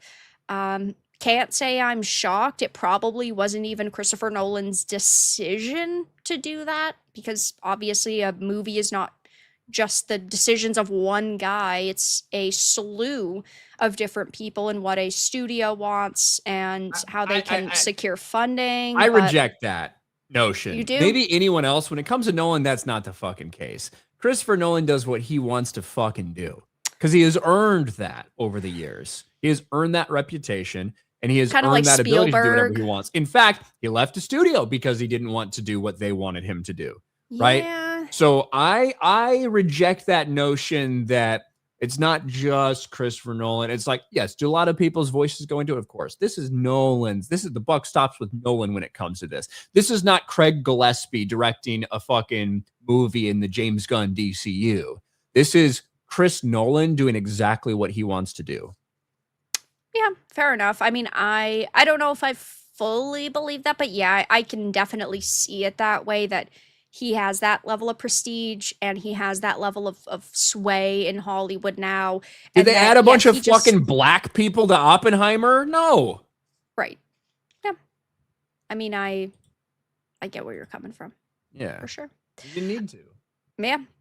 Hey Zeus, thank you for the gifted membership. Much appreciated. And Raider, thank you for the 5407. Vera is a closet, bathroom, toilet party user. You had me 2 out of 3. I lost you on the third one. I'm not. I don't know. But I guess I'm fucking weird. So yeah, it is what it is. But thank you for the 5407. Much appreciated. Thank you, thank you.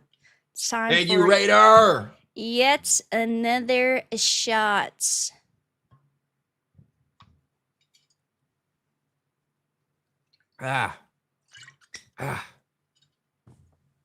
Gosh, it just doesn't get any easier.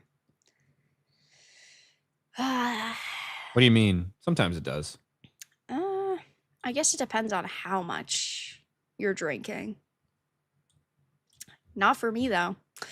Means it's not enough. Never. All right, let's talk about Xbox.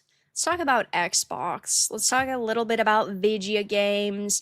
Who even likes video games? I hate video games more than ever because I played Reloaded. I was just gonna say, yeah, maybe you're not the person to talk about video games with because you probably hate them more now. Obviously, over the past couple of weeks, there has been a lot of discussion about the future of Xbox and what their plans were. We had heard that they were going to be going through layoffs, there were going to potentially be video game cancellations, they were going to have to make a lot of changes internally, which isn't shocking. There's over 20,000 people that work at Xbox. There are dozens and dozens of studios. There are thousands of teams working on different projects at all times. And they're a company that is owned, of course, by Microsoft. Microsoft is extremely profitable. Microsoft has been shoving billions and billions of dollars into the video game industry, and while they've made a lot of money, they've also lost a lot of money. But when February rolled around and we heard that Phil Spencer and Sarah Bond were out and Asha Sharma was going to be taken over, we knew that there was probably going to be a lot of changes. And that has now happened because Xbox is set to lay off 3,200 employees. Now, this doesn't lay it out properly. So it's 3,200 employees over the next 12 months. But as of today, they've laid off 1,600 people. So half of that was today. And then the other half is going to be over the next year. That makes sense because I actually heard the number was closer to like in the 4,000s that they laid off, but that was Microsoft in general. And Yes. that 1,600 of those were Xbox employees. So this actually makes a lot more sense to me now that you're laying it out. Okay. Yes, that is the case. I know that like initially when the news had broken, of course, it was a little bit of a clusterfuck because we didn't have the specifics. Now we definitely do. The 3,200 is just Xbox. Those are just people leaving the Xbox brand. That's about 20% of the workforce. Now, no studios were shut down, which was a little bit surprising, but that's because the studios that they were talking about shutting down or canceling games on, they were actually gone. They went public. So none of the first party publicly announced games are being canceled, but Compulsion Games and Double Fine are now independent studios. Ninja Theory and Undead Labs have been sold, and now they're reviewing options with Arcane, and Arcane is the studio, and they previously had done Redfall, which was terrible, but they are doing Blade.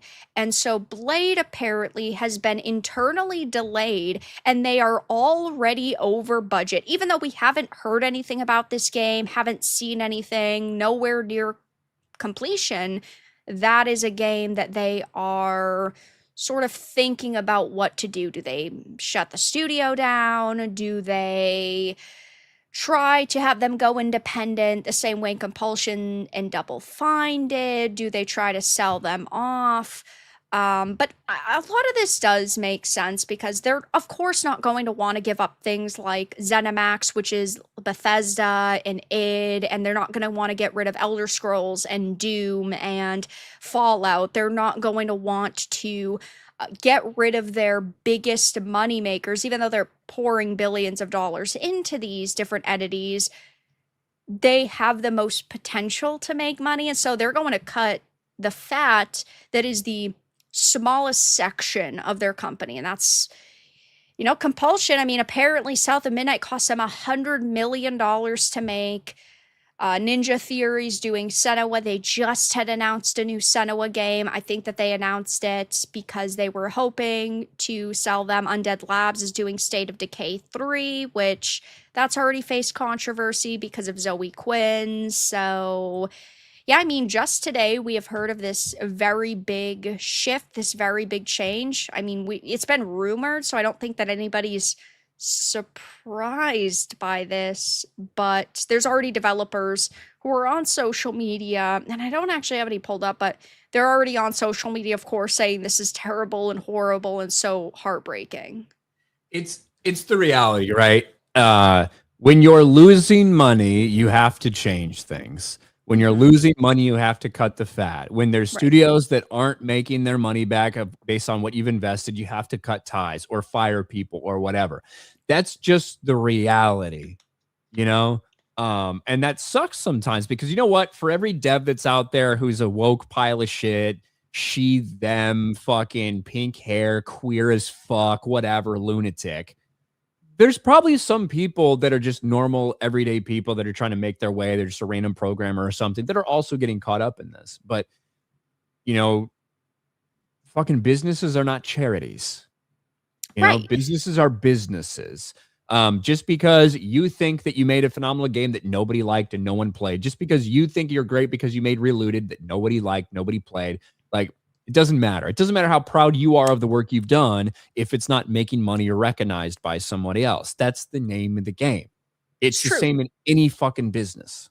Yeah, and there are a lot of developers who feel like it's unfair. And I get that if you were hired years ago and you felt some sense of security at this company, of course, that's going to come as a shock that you are getting laid off. And it is sad for you on a human level.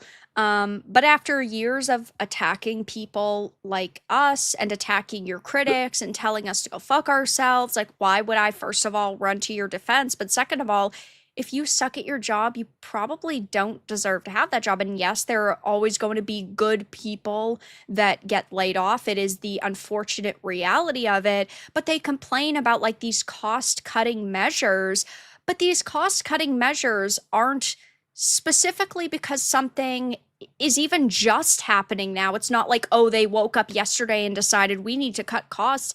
It's because they overhired several years ago because they saw that the industry was growing so much. And people like this wouldn't have gotten hired in the industry 20 years ago when you actually had to be talented and passionate and know what the fuck you were doing. A lot of these people were literally just diversity hires.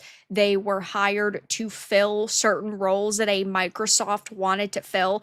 Again, not because, oh my gosh, this person really knows what they are doing. So ultimately, I can't sit here and shed a tear. Yes, it is sad for you that you're getting laid off, but at the same time, there was a big mistake made years ago with the over hirings that we saw. I mean, the video game industry in 2025 brought in roughly $205 billion.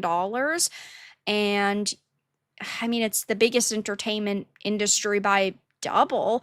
Obviously, Hollywood specifically brought in 22 million, and then the movie and TV and streaming scene, just movies and TV shows in general, brought in, I believe it was $115 billion. So that's almost double. Like, that is a lot of freaking money. And so when a Microsoft says you need to cut costs and you need to actually make products that people are interested in, yeah, the workforce, the people that are sitting on their asses and that are doing nothing all day, those people are going to go first. Yeah. Look, Xbox has been circling the fucking drain for a while, and they've tried a lot of things. They went all in on a subscription service. And look, I actually think that, no lie, I think that Game Pass provides a lot of value. But it only provides a lot of value to people that play games all the fucking time. Yes. Like for the top 10% of gamers, the people who spend that much time gaming, it actually is a great fucking deal. For a lot of other people, for your once a month gamer, you know, twice a month, whatever, it's not. And I just don't think they got the push that they thought. I don't think that developers really like Game Pass and the revenue sharing split on Game Pass because I don't think it's super favorable for them for the most part. And yeah, what's the new CEO's name? Ashana, some Indian name. What is it? Asha Sharma. Asha Ashana, whatever. It's You were fucking pretty close enough. close. It's fucking close enough. Hello, madam, how are you? Is close enough. I don't really know what to think of her overall and what this will be, but look, these are things that had to happen. It's Right. something that has to happen, and this is where they are if they ever want to turn this thing around.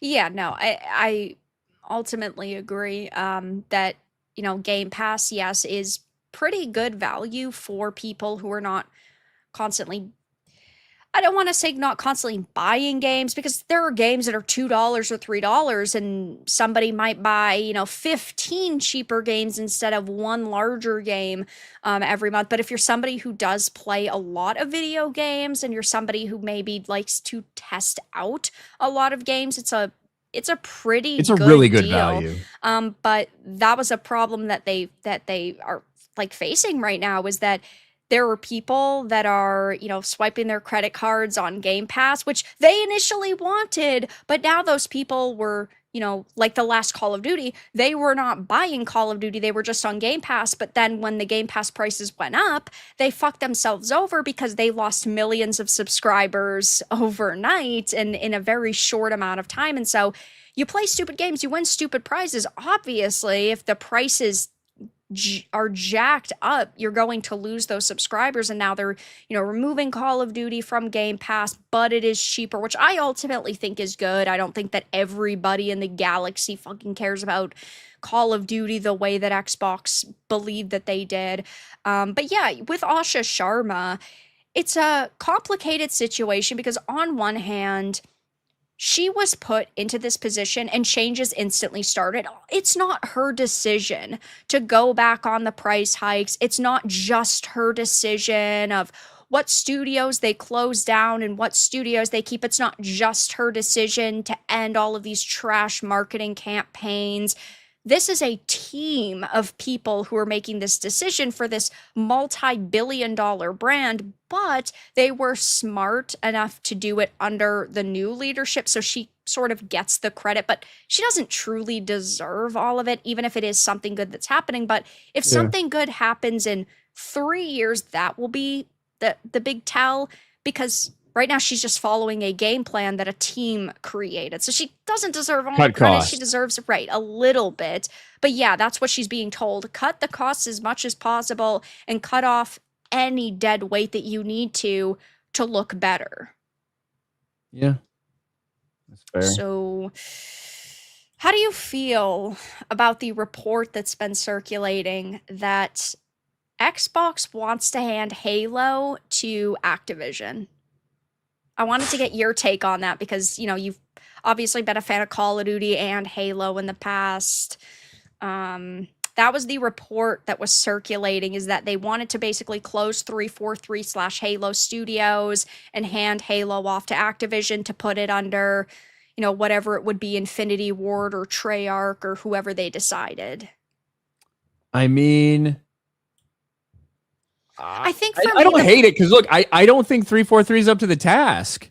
right. Genuinely, I don't think that 343 is up to the task. Do I think that handing over to Activision is the best solution? No, but I think you have to do something. I do think it has to go to somebody else. And I mean, what else do you like? Where else do you go? I don't like the idea of Call of Duty and Halo being controlled by the same company. Now, they are controlled by the same company, but I just mean the same developers. You know Right, what I you're mean? talking about like producers and studio leads and creatives. That's what you're talking about. Yeah, exactly. Because obviously they're both owned by Microsoft at this point, so they are Well, right. controlled by the same. But you can still have like this healthy competitive nature between these branches of this massive fucking company that is Microsoft. So I don't know, man. I mean, look, I know there's a lot of fucking Bungie devs that might have some time on their fucking hands now. Well, not really, because most of them got fucking fired or going to be fired. God. I think for me, my problem is I'm blinded by nostalgia, right? Because obviously Halo was so different than Call of Duty, and that's what made it special. Yes. And so if you hand Halo off to the people that are doing Call of Duty, then it's just going to feel like Call of Duty with a Halo skin. And so I'm I'm blinded by nostalgia, and I think that it sounds like a fucking terrible idea because it was supposed to be different, but at the same time, it's been garbage for years. Like Halo Infinite, I don't hate Halo Infinite, and I know that that might be a slightly hot take. I didn't think it was the worst game ever, but it wasn't what I, as a lifelong Halo fan, had wanted. And I Call didn't. of Duty isn't in a good place either, in my opinion. And so that's another hurdle that I think that I'm having with this idea is like it's not as though every Call of Duty is a 10 out of 10 big win for fans because if it was, then I'd be like, "You know what? Fuck it. Just give it to them. They're doing amazing things and listening to their customers." But they're It's not. interesting because I think for the most part, the campaign for Call of Duty doesn't fucking matter. Yeah, no, Right. it doesn't. It is everyone's in there playing the multiplayer and now Warzone, whatever the fuck, right? But Mhm. for Halo, it's different because yes, all of our fucking core memories, a lot of them are based on the multiplayer and shit like that. But I feel like the campaign is much more important for Halo than it is for COD. COD can do a half-ass fucking 8-hour campaign that nobody remembers and no one cares about, and it is what it is. It's all about the multiplayer. Mhm. Whereas Halo's a different story. I actually think that Halo Infinite multiplayer was fine. I got really bored with the campaign. Yeah. The open world fucking shit that they did. I got really bored with it. And I stopped playing really quickly. Yeah, but I would actually agree, and I didn't think of it that way. The Halo campaigns are extremely important, whereas Call of Duty, you could put out a fucking 5 hour piece of shit and nobody would care because the campaign, the campaign is almost seen. I always play the COD Well, campaign. I right. will say. I do always play it. But it's almost like the COD campaign is the addition, whereas with Halo, the multiplayer is more of the addition. So it is a different mentality that I didn't think of it that way. But yeah, hey, if I had to choose to save one and kill off the other, I'm choosing to save Halo. I fucking love Halo. But yeah, Halo has been dog shit for years now, and It's I too get late to save it. Like it's been well, 10 that's the fucking thing is years. like I don't know if I fully agree with that. I think that they could if they brought back vets of just the industry and of Halo. They had a smaller team that knew what made Halo special. They got people who actually know how to make a good gameplay loop. If they not that this ever really happens, but retconned or ignored Halo Infinite, Halo 5, you know, fuck it, just scrap Halo 4 as well. I Yeah. think that they could do something good with Halo. I don't even think that Halo Campaign Evolved looks bad. The problem with Halo Campaign Evolved is it's just a massive fucking cash grab, which is the issue. And that's the issue that, like, I would say 99% of existing series go through now is, oh, you have this brand new team that's creating more slop to try to make a quick buck. And they've turned it, like with Infinite, they turn it into fucking Fortnite with stupid ass skins that nobody asked for. And so I don't think that Halo is past the point of saving, but I do think that it would take way too much effort and it would take like the perfect circumstances to Yeah. save. But I mean, yeah. look, we could have this same conversation about a bunch of different IPs Basically that we love from the everything. 2000s. Yes, it is true. That's the issue. Yeah. Even with just Xbox Halo. Halo, obviously. Fable. Fable is one that, hey, people have said you could make a really good fucking Fable game, but are you going to be able to make a good Fable with the modern slop that you're creating now? No, because they Right. have these rules and guidelines in place that they previously didn't.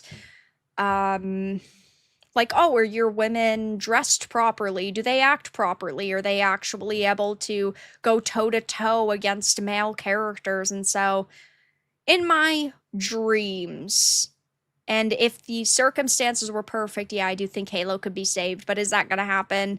We know that it's not. Yeah. So, yeah, it's tough. Sayonara, suckers. Fuck my life. Over on Rumble, Ronan for $2 says, "Fuck you, Ryan. You're wrong, and so is your queer ass phone." I don't know if my phone has anything to do with it. And then Ronan says, somewhere in the chat, someone is on the phone fapping to Ryan's hair on the toilet. Probably true. He's looking decent today. I'm glad you think that. I do. That's good. Anything else on Rumble? That's it. Okay. Justin, thank you for the 20. Over the course of the past month, garage burned down. Lightning took 1/3 of a tree. Glanced the house, taking out power and frying the AC for a few days in 100% heat. Hello, Bilbo. And dad's having health issues. Not sure yet. Fuck my life. That sucks. That's rough. Yeah, That's a rough month. Garage burnt tough. down. I assume that had to do with the lightning. I don't know. I would Frying the AC. assume. That's the ugh. And your dad, that sucks, man. Yeah, health problems are always, the worst of it, obviously. But all of that combined, that really sucks. I'm sorry to hear that, but thank you for the 20. I mean, I appreciate it, but sounds like maybe you have other things to focus on other than listening to me and Ryan sit here and bitch about Halo 9. I think that Justin's life fucking sucks and he's looking for a distraction. So fuck off, Bear. I think this is exactly where he should be. Something like positive, not everything sucks and life is only going to get fucking worse. No. Sometimes this is what you need to hear how bad a lot of other shit is, so you feel better about yourself. It's true. Good thinking. Tommy Campari, thank you for the $4.99. I typed this super chat on my phone while sitting on the toilet. My bathroom is clean. I'm clean. Are you? Because you're literally shitting right now. But thank Separation you of for the church and state. Does that even really exist anymore, though? I mean, let's be fair. The lines are becoming blurred every day. I don't know if that's quite the comparison to make. The funniest thing about the separation of church and state thing is people think that that's somewhere like in our like constitution or whatever. It's in a letter that like Thomas Jefferson wrote way back in the day. But yeah. Sorry. Yeah, it's not quite as, set in stone as some people tend to believe, which I understand. Thank you for the 2. Steam Deck on the toilet. Absolute fucking degeneracy, by the way. That's not according to your chat. Nope, that's not okay. I don't agree with chat. Pepper, thank you for the 10. The Xbox cuts were better than I expected and a pretty smart move on their part. Phil Spencer was running them into the ground. Now to make it better, have Todd Howard be one of the cuts. I think Todd Howard's made a lot of good games, or been affiliated, I guess I should say, with a lot of good games, because obviously one fucking dude isn't the reason why a game turned out to be good. I think he's been a part of a lot of good games. But yeah, I mean, he's got to be at least like 300 to 400K a year minimum out of a budget. Honestly, that's very generous. It's probably like $1 million fucking dollars every year for salary. But Todd Howard, what has he done? What does he do besides show up to 3 interviews a year and say, "Hey guys, it's coming." Forget that we ever announced this fucking game and you'll get it when we're ready. Why would you ever do? I couldn't believe when he said that a couple of weeks ago. That was just, it's mind-blowing, but also it's not shocking because it doesn't matter for him. Like, he is somebody that is going to make money regardless of if this game comes out anytime soon or not. So, yeah. It is what it is, and it's not good. But thank you, Pepper, for the dono. And Tobias, thank you for the 5. In your dreams, Farrah, do you see that town, Silent Hill? Did Ryan promise to take you there again someday? I'd go to Silent Hill. Where is it? You mean in the video game? Yeah. Well, I mean, so like Silent Hill Townfall isn't in the same place. It's supposed to be what, Pennsylvania? I think, right? I'm not fucking taking her anywhere.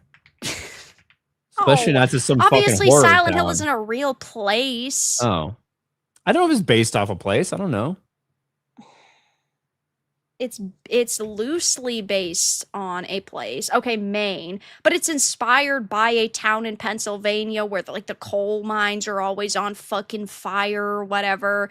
But no, it's not. Yeah, guys, we're gonna take our vlog trip to Silent Hill.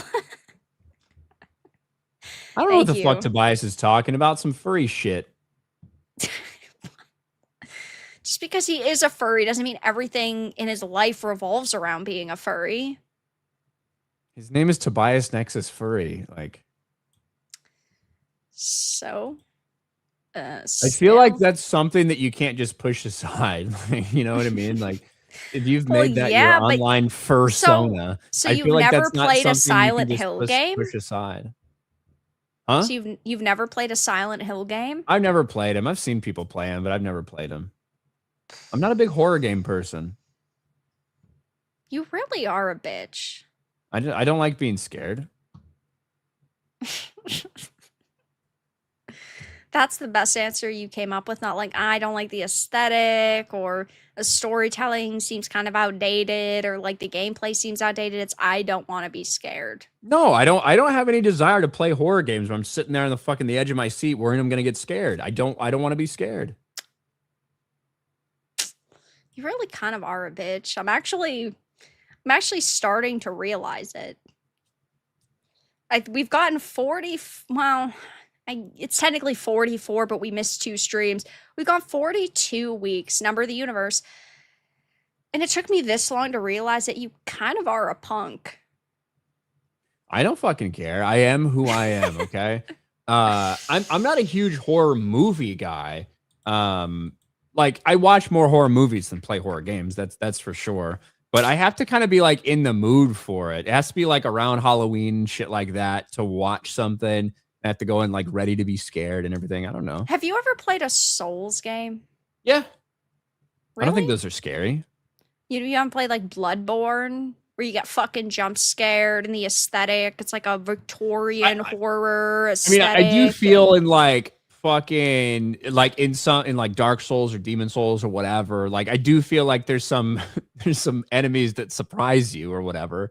But I don't feel like those are horror games. There is like a fucking like with the creatures and the bosses and the way they're designed, there certainly is a. So jump scares are the problem, not like gore and the Yeah. violence. Certainly, yeah. A So creepy like, factor.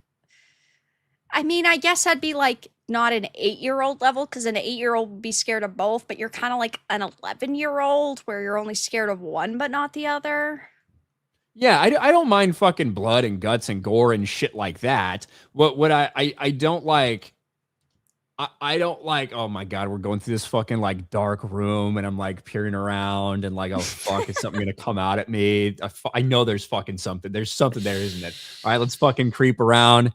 Oh shit, there's nothing there. And then something comes from the side and free. I don't like those games, you know? I just. Oh, see, I completely disagree. I would, if I could 10 out of 10 times play a fucking horror game or a spooky game or a scary game with blood and guts and gore and jump scares and la la la la la, you bet your bottom dollar I'm choosing those every single time. Like, I haven't played a ton of Resident Evil. Like, I played the first one way back in the day. Don't talk about it because I'm just gonna be pissed at you and I'm gonna burn your Pokemon cards. I played the fourth one a little bit. You played the first and the fourth one? Yeah, What I'm not a the Resident Evil guy. What do you mean? 2 is literally the best one. 3 is good. Sure, I can accept 1 and 4, but you haven't played Resident Evil 2. You're such a stupid bitch. Oh my God. I'm not a big Resident Evil guy.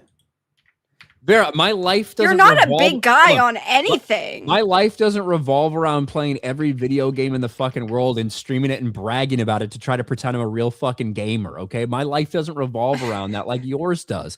And you can do it. Do your thing. That's perfectly fine. I'm really glad. But like this is a 16 hours classic. sitting in front of your This computer. isn't some fucking Tweedledee, Tweedledum, goddamn fine. Bloodborne, or even it's not even at the level of Bloodborne. It's not at the level of a Halo. It's not even It's not even Just- at the Just level let of me like play my it's of course fucking not a NBA mixtape 2K or and my like Pokemon and shit like a that. What's wrong? Reloaded. It's a classic. It's like a staple fucking game. Like a Resident Evil 2. Why do I have to play it? I'm not pretending like I've played it. I'm admitting what I haven't played. I'm not pretending that I'm a super big fucking this or that. Sure, buddy. Whatever you What do you mean, say. sure? Sure, buddy. Yeah, it's your right to not play peak entertainment. It's your right. Absolute travesty right there. You know what? I'm gonna have to fucking buy you Resident Evil 2 now to get you to play this game. And then I'm not sending The you remake? fucking Pokemon. Sure, the remake. You're not enough of a gamer to play the OG. That's for shit's sake, sure. Well, I just want the graphics updated, you know? Don't piss me off anymore, Ryan. Don't fucking piss me off. We're not gonna make it to the fucking 1 year anniversary of this goddamn show. I'm just being honest. Why are you? Would you rather I lie and pretend like I was some big fucking fan? Like, No, I didn't no, say you'd rather you I've should invent a time machine, lie. go back in time, and play Resident Evil 2 fucking But 17 years ago. Like, the fuck? you know, we could be here all night talking about Good. Resident Evil, and we're not gonna be because we're gonna talk about one more story for the fucking night before Leon I get is happy pissed that I played off Resident Evil enough. 4, by the way. Resident Evil 4 is good. It's a great game, but there's better Resident Evils. It's not really a Resident Evil game. I understand that. I don't know if I agree that it's not a Resident Evil game. It's just different than what made Resident Evil a cult classic. And it's different. It's still good though. But let's very quickly, before the end of stream, because we've been yapping so much tonight, talk about Supergirl. Supergirl is a movie we've both been covering pretty heavily over the past couple of weeks. Before release rolled around, we were pointing and laughing at it, saying this is probably going to come out and be a disaster. Weekend one was not the smashing success they expected it to be. And now we know for the second weekend, it did have some serious competition. There's movies like Toy Story, right, that obviously beat it, even though that didn't release. But regardless, or didn't, I don't want to say didn't release, but it's not like they released on the same weekend. I worded that really poorly. Yeah, Toy Story in its second Yeah. weekend absolutely brutalized and mogged didn't release at the same time. Supergirl has now earned 8.6 million in its second week and a 77% decline from its 37.1 million opening. We're hearing that it is just over that 100 million mark. I mean, it's actually less because of this adjustment. It isn't at the $100 million as of its first 2 weekends of release, which is kind of embarrassing, right? Because all these accounts were like, Supergirl just crossed the $100 million mark. What a milestone. And actually now, if you look at it, if you go to the numbers now and look at it, it's like 99.6 million, because it was projected on Sunday to be at a, like, refresh that shit. There you go. Yeah. And now look at if you click on it and go to the worldwide gross, you'll see it's at 99 something. Yeah. So all territories. Worldwide, 9 million, or sorry, 99.9, it looks like. Yes. It was on the screen before. Was it? Yeah. Oh, you need to use, hold on. You need to use the numbers, not Box Office Mojo, just for the record. Oh, that's Box Office Mojo's gay, but it does say worldwide there, 99.9. Because originally it was projected at 9.6 million domestically second weekend. That was off by 1 million, down to 8.6. Yeah.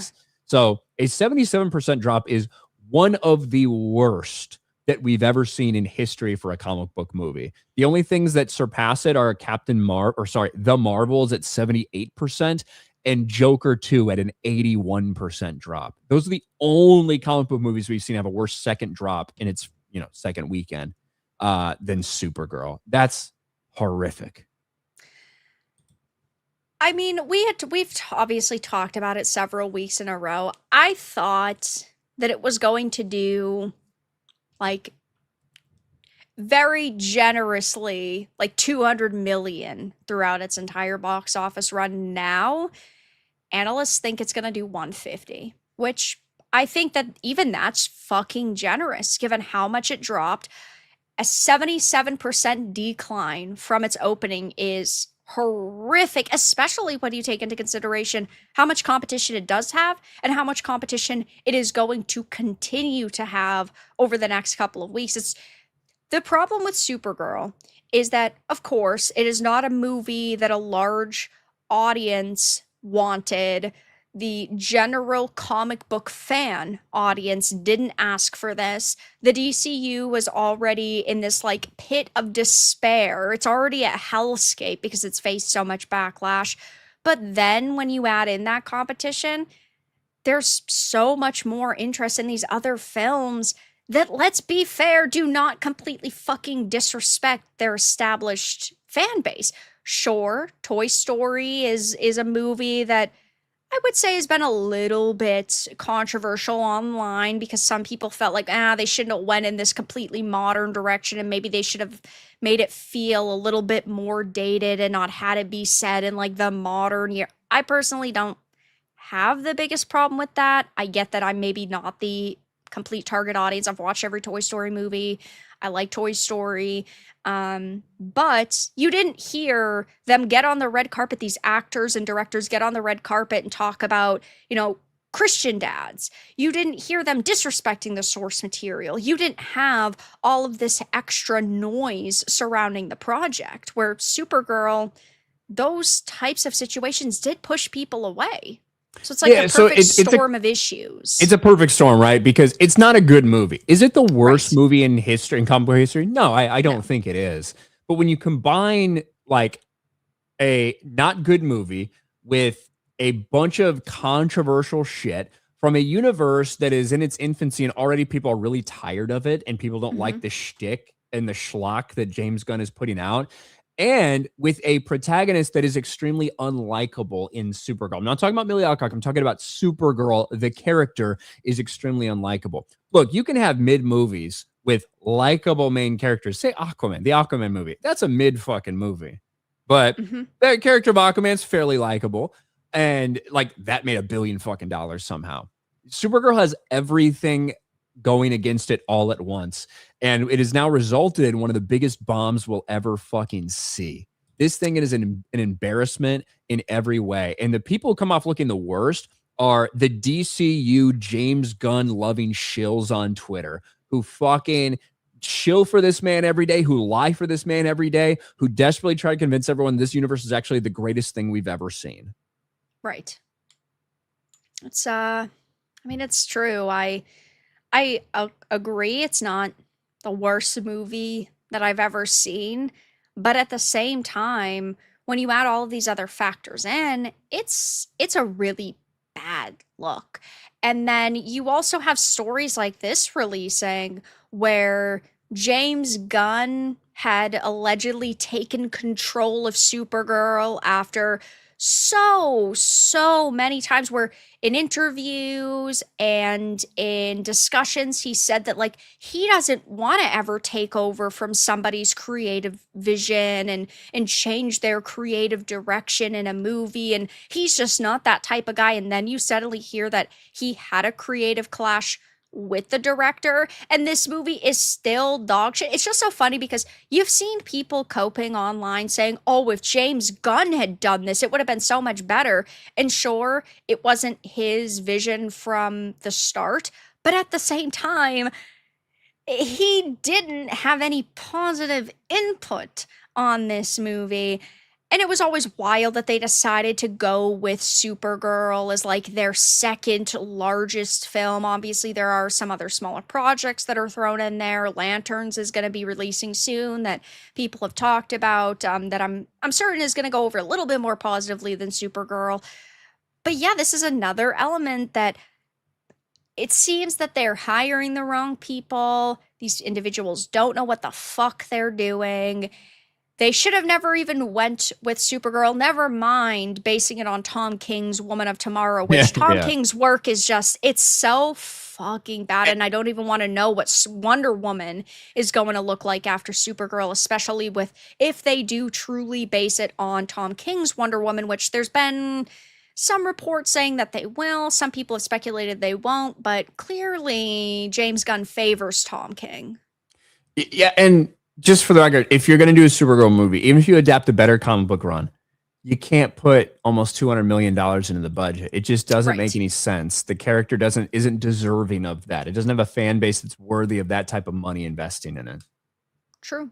I completely agree. If this was a lower budget movie, which by the way, after watching it, I have no idea where the fuck the budget went, but you can't put that much money into Supergirl, especially when the budget is comparable to something like Superman. It's not like Supergirl had $100 million budget, but Superman had a $250 million budget. That wasn't the case. They were pretty freaking close.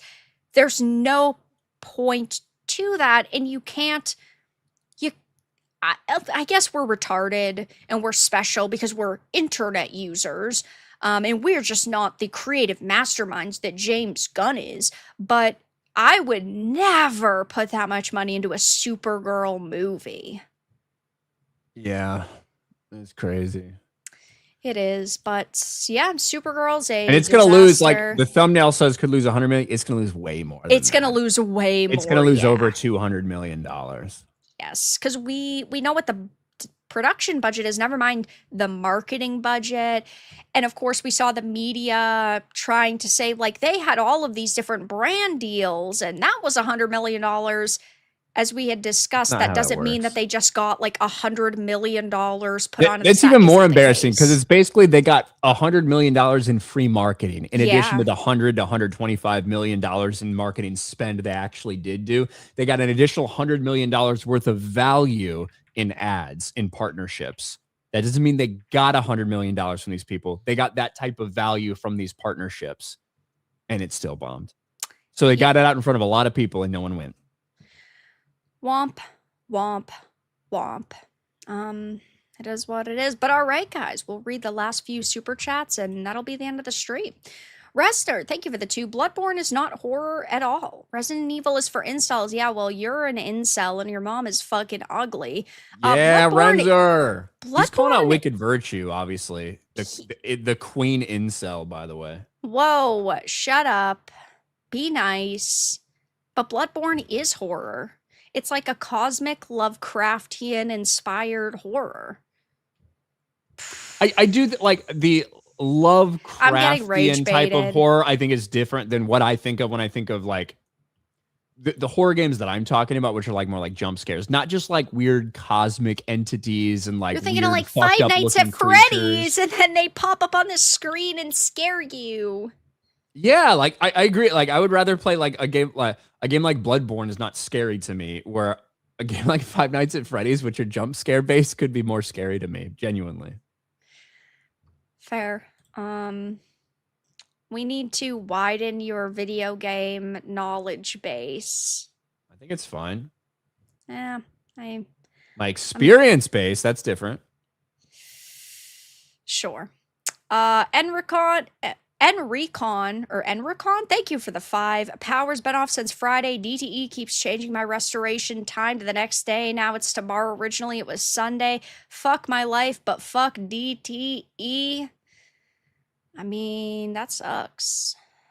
I don't know what DTE is. Something. I'm assuming energy, just like a regional, some energy company, but that sucks, man. Yeah, that does. That does really suck. Sorry to hear that. A lot of fuck my life stories tonight, which is very unfortunate, but that is the name of the show, so it does count. Snacks, thank you for the 2. Ryan would like mixtape. I gotta scalp some Pokemon packs or something so we can get the stupid motherfucker to play stuff like mixtape. I feel like I was jumping on a bandwagon copying Gary. Well, I mean, obviously you have to get through Reloaded right now. Mixtape wouldn't be at the moment. In like a month or 2, you could play mixtape. Maybe. That's not gonna if I'm incentivized, maybe. That's not gonna happen, chat. Taker, thank you for the 5. Have you guys heard of the horror game / interactive movie just called D that came out in the mid 90s on PS, Saturn, and 3? I don't D? know. I don't think so. I do not know. Oh, I do actually know a little bit about it. I never played it. I've seen the cover before, and that means that I've actually seen the trailer. It's on Steam now, isn't it? It came out in 95. It was like, yeah, it was an interactive movie horror experience. It's an FMV. There you go. Ryan's like, there you go. But yeah, I've never heard of never it. played it. Maybe one day. There's so many good horror games that I want to buy that are $1 billion. I don't own Haunting Ground. I'm good. That's why I don't do horror games. They're too expensive. I don't own Kuon. I don't own Haunting Ground. I don't own Rule of Rose. Fuck my fucking life. Hassan, thank you for the 2. Oi, Ryan, get a tailored suit that's properly fitted. Yeah, you were really looking like a Roblox or a Minecraft character, but you did show it on your stream last night that it might have just been the image or like the I don't know, the camera angle. Yeah, so this is what the suit actually looked like. I love how you brought it. I love how you had it on to pull up. I saw that to super chat fucking come defend in. yourself. Yes. So I will say that like it is about a size too big on me because look, I do have a couple suits that have been tailored, but I've gotten in better shape since then, you know, and I'm not gonna fucking sit there and get it fucking tailored just for one fucking event at some stupid passport thing. That's not what I'm gonna do. This looks perfectly fine. Okay. I don't know what happened on the end of that fucking row. I don't know if it's because my hands were in my pockets and like it like pushed it back or something. It was a terrible looking picture, but I have to defend myself here. Okay. Like it might have been the angle. It might have been my hands in my pockets.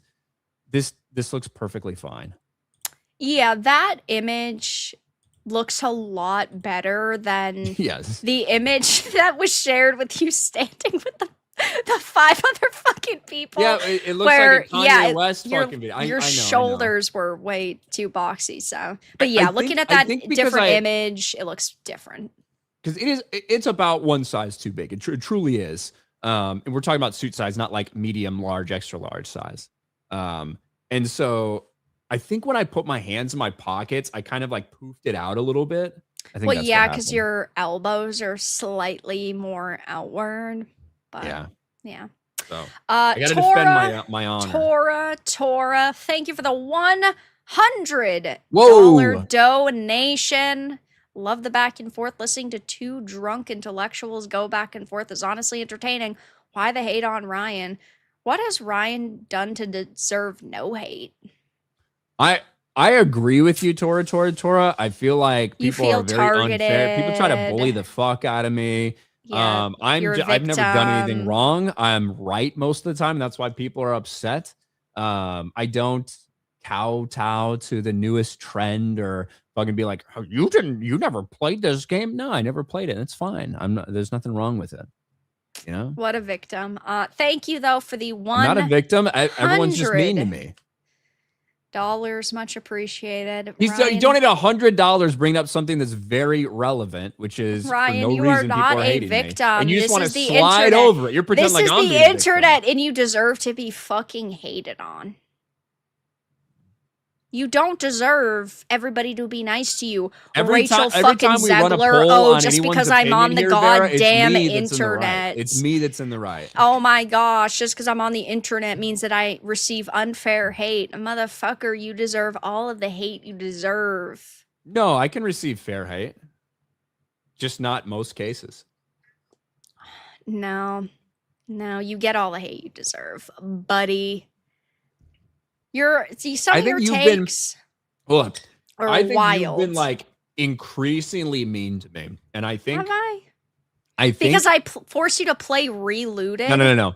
I think It's because there's a fucking devil in your ear named Wicked Virtue. like Damon on one and then Masaria on the other. Who has been whispering, like trying to take me down. I think that's the whole plot. Oh, you fucking just start happening to stream when I've been streaming for fucking ever, right? Like there are things that are happening. I'm just saying, and that's why you're getting all fucking heated over the Resident Evil shit. That's her too. Like there's something Resident going Evil, on. She's trying to Resident take Evil me is down. one of my It's a favorite fucking video game scheme. series of all time. It's just that simple. That'd be like, I don't Everyone know, in if the I chat sat knows that here I'm right. and Everyone said, knows that oh, she's trying to it's take me actually down. good that Disney killed off the fucking Star Wars expanded universe because those books were dog shit. We would be here for a half an hour too, talking about you defending it and me attacking it. It would be a half hour minimum. Now, obviously, that's not my opinion. Well, but no it one would be would the take you same seriously thing. if you said that, so it wouldn't last that long. Well, because my opinion is public. But if my opinion hadn't been public and I had never talked about it before, it'd be the same fucking Look at thing. Resty. Wicked is meticulously dismantling our campus. Yes. It's a fucking conspiracy. That's it, all right. So special. Resner, thank you for the 2. Bloodborne isn't horror. It's a Souls game, dude. You have to be rage baiting me because there's a difference between a Souls game, which is an action RPG, which I think you describe it as like a combo-based action RPG, versus the themes, which the theme is a cosmic horror-inspired experience.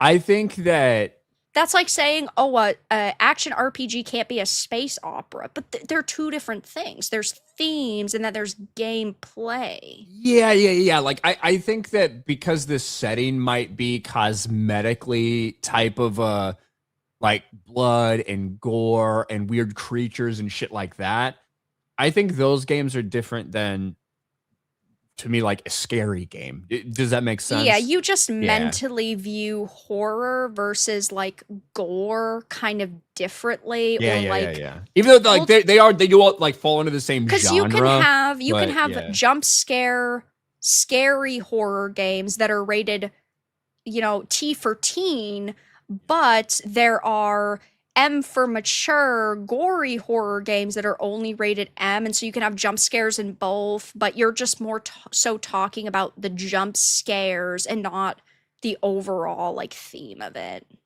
Yeah. So I get what you're talking about. Taker, thank you for the 2. I thought Cole Hauser lent Ryan one of his suits. That did look very large on Ryan in that photo. Tobias, thank you for the 10. Bloodborne was the first game I ever fully completed and got me into the Lovecraft genre. It's also why I asked Ryan about entities in Star Wars. I love the horror of the unknown alongside the monsters. I have, for maybe 3 years now, intended to stream Bloodborne every fucking Halloween, and then there's always something that pops up. Like 2 years ago, it was Veilguard, right? I was playing Veilguard half of October. Fuck my life. Maybe, I mean, I've talked about it. I want to stream Bloodborne. I've played Bloodborne several times off stream, but I've never streamed it. I've wanted to stream it. This year, there's going to be a bunch of other games, but maybe we'll just skip half the games releasing in October and try to get through it. But probably next year. It's kind of depressing. But yeah, thank you for the 10. I miss when Star Wars was good. Me too. Yeah. And Old Geezer, thank you for the 5. Aren't all the Souls games cosmic horror inspired? A little bit. I think with a lot of the creatures and shit like that, they kind of are.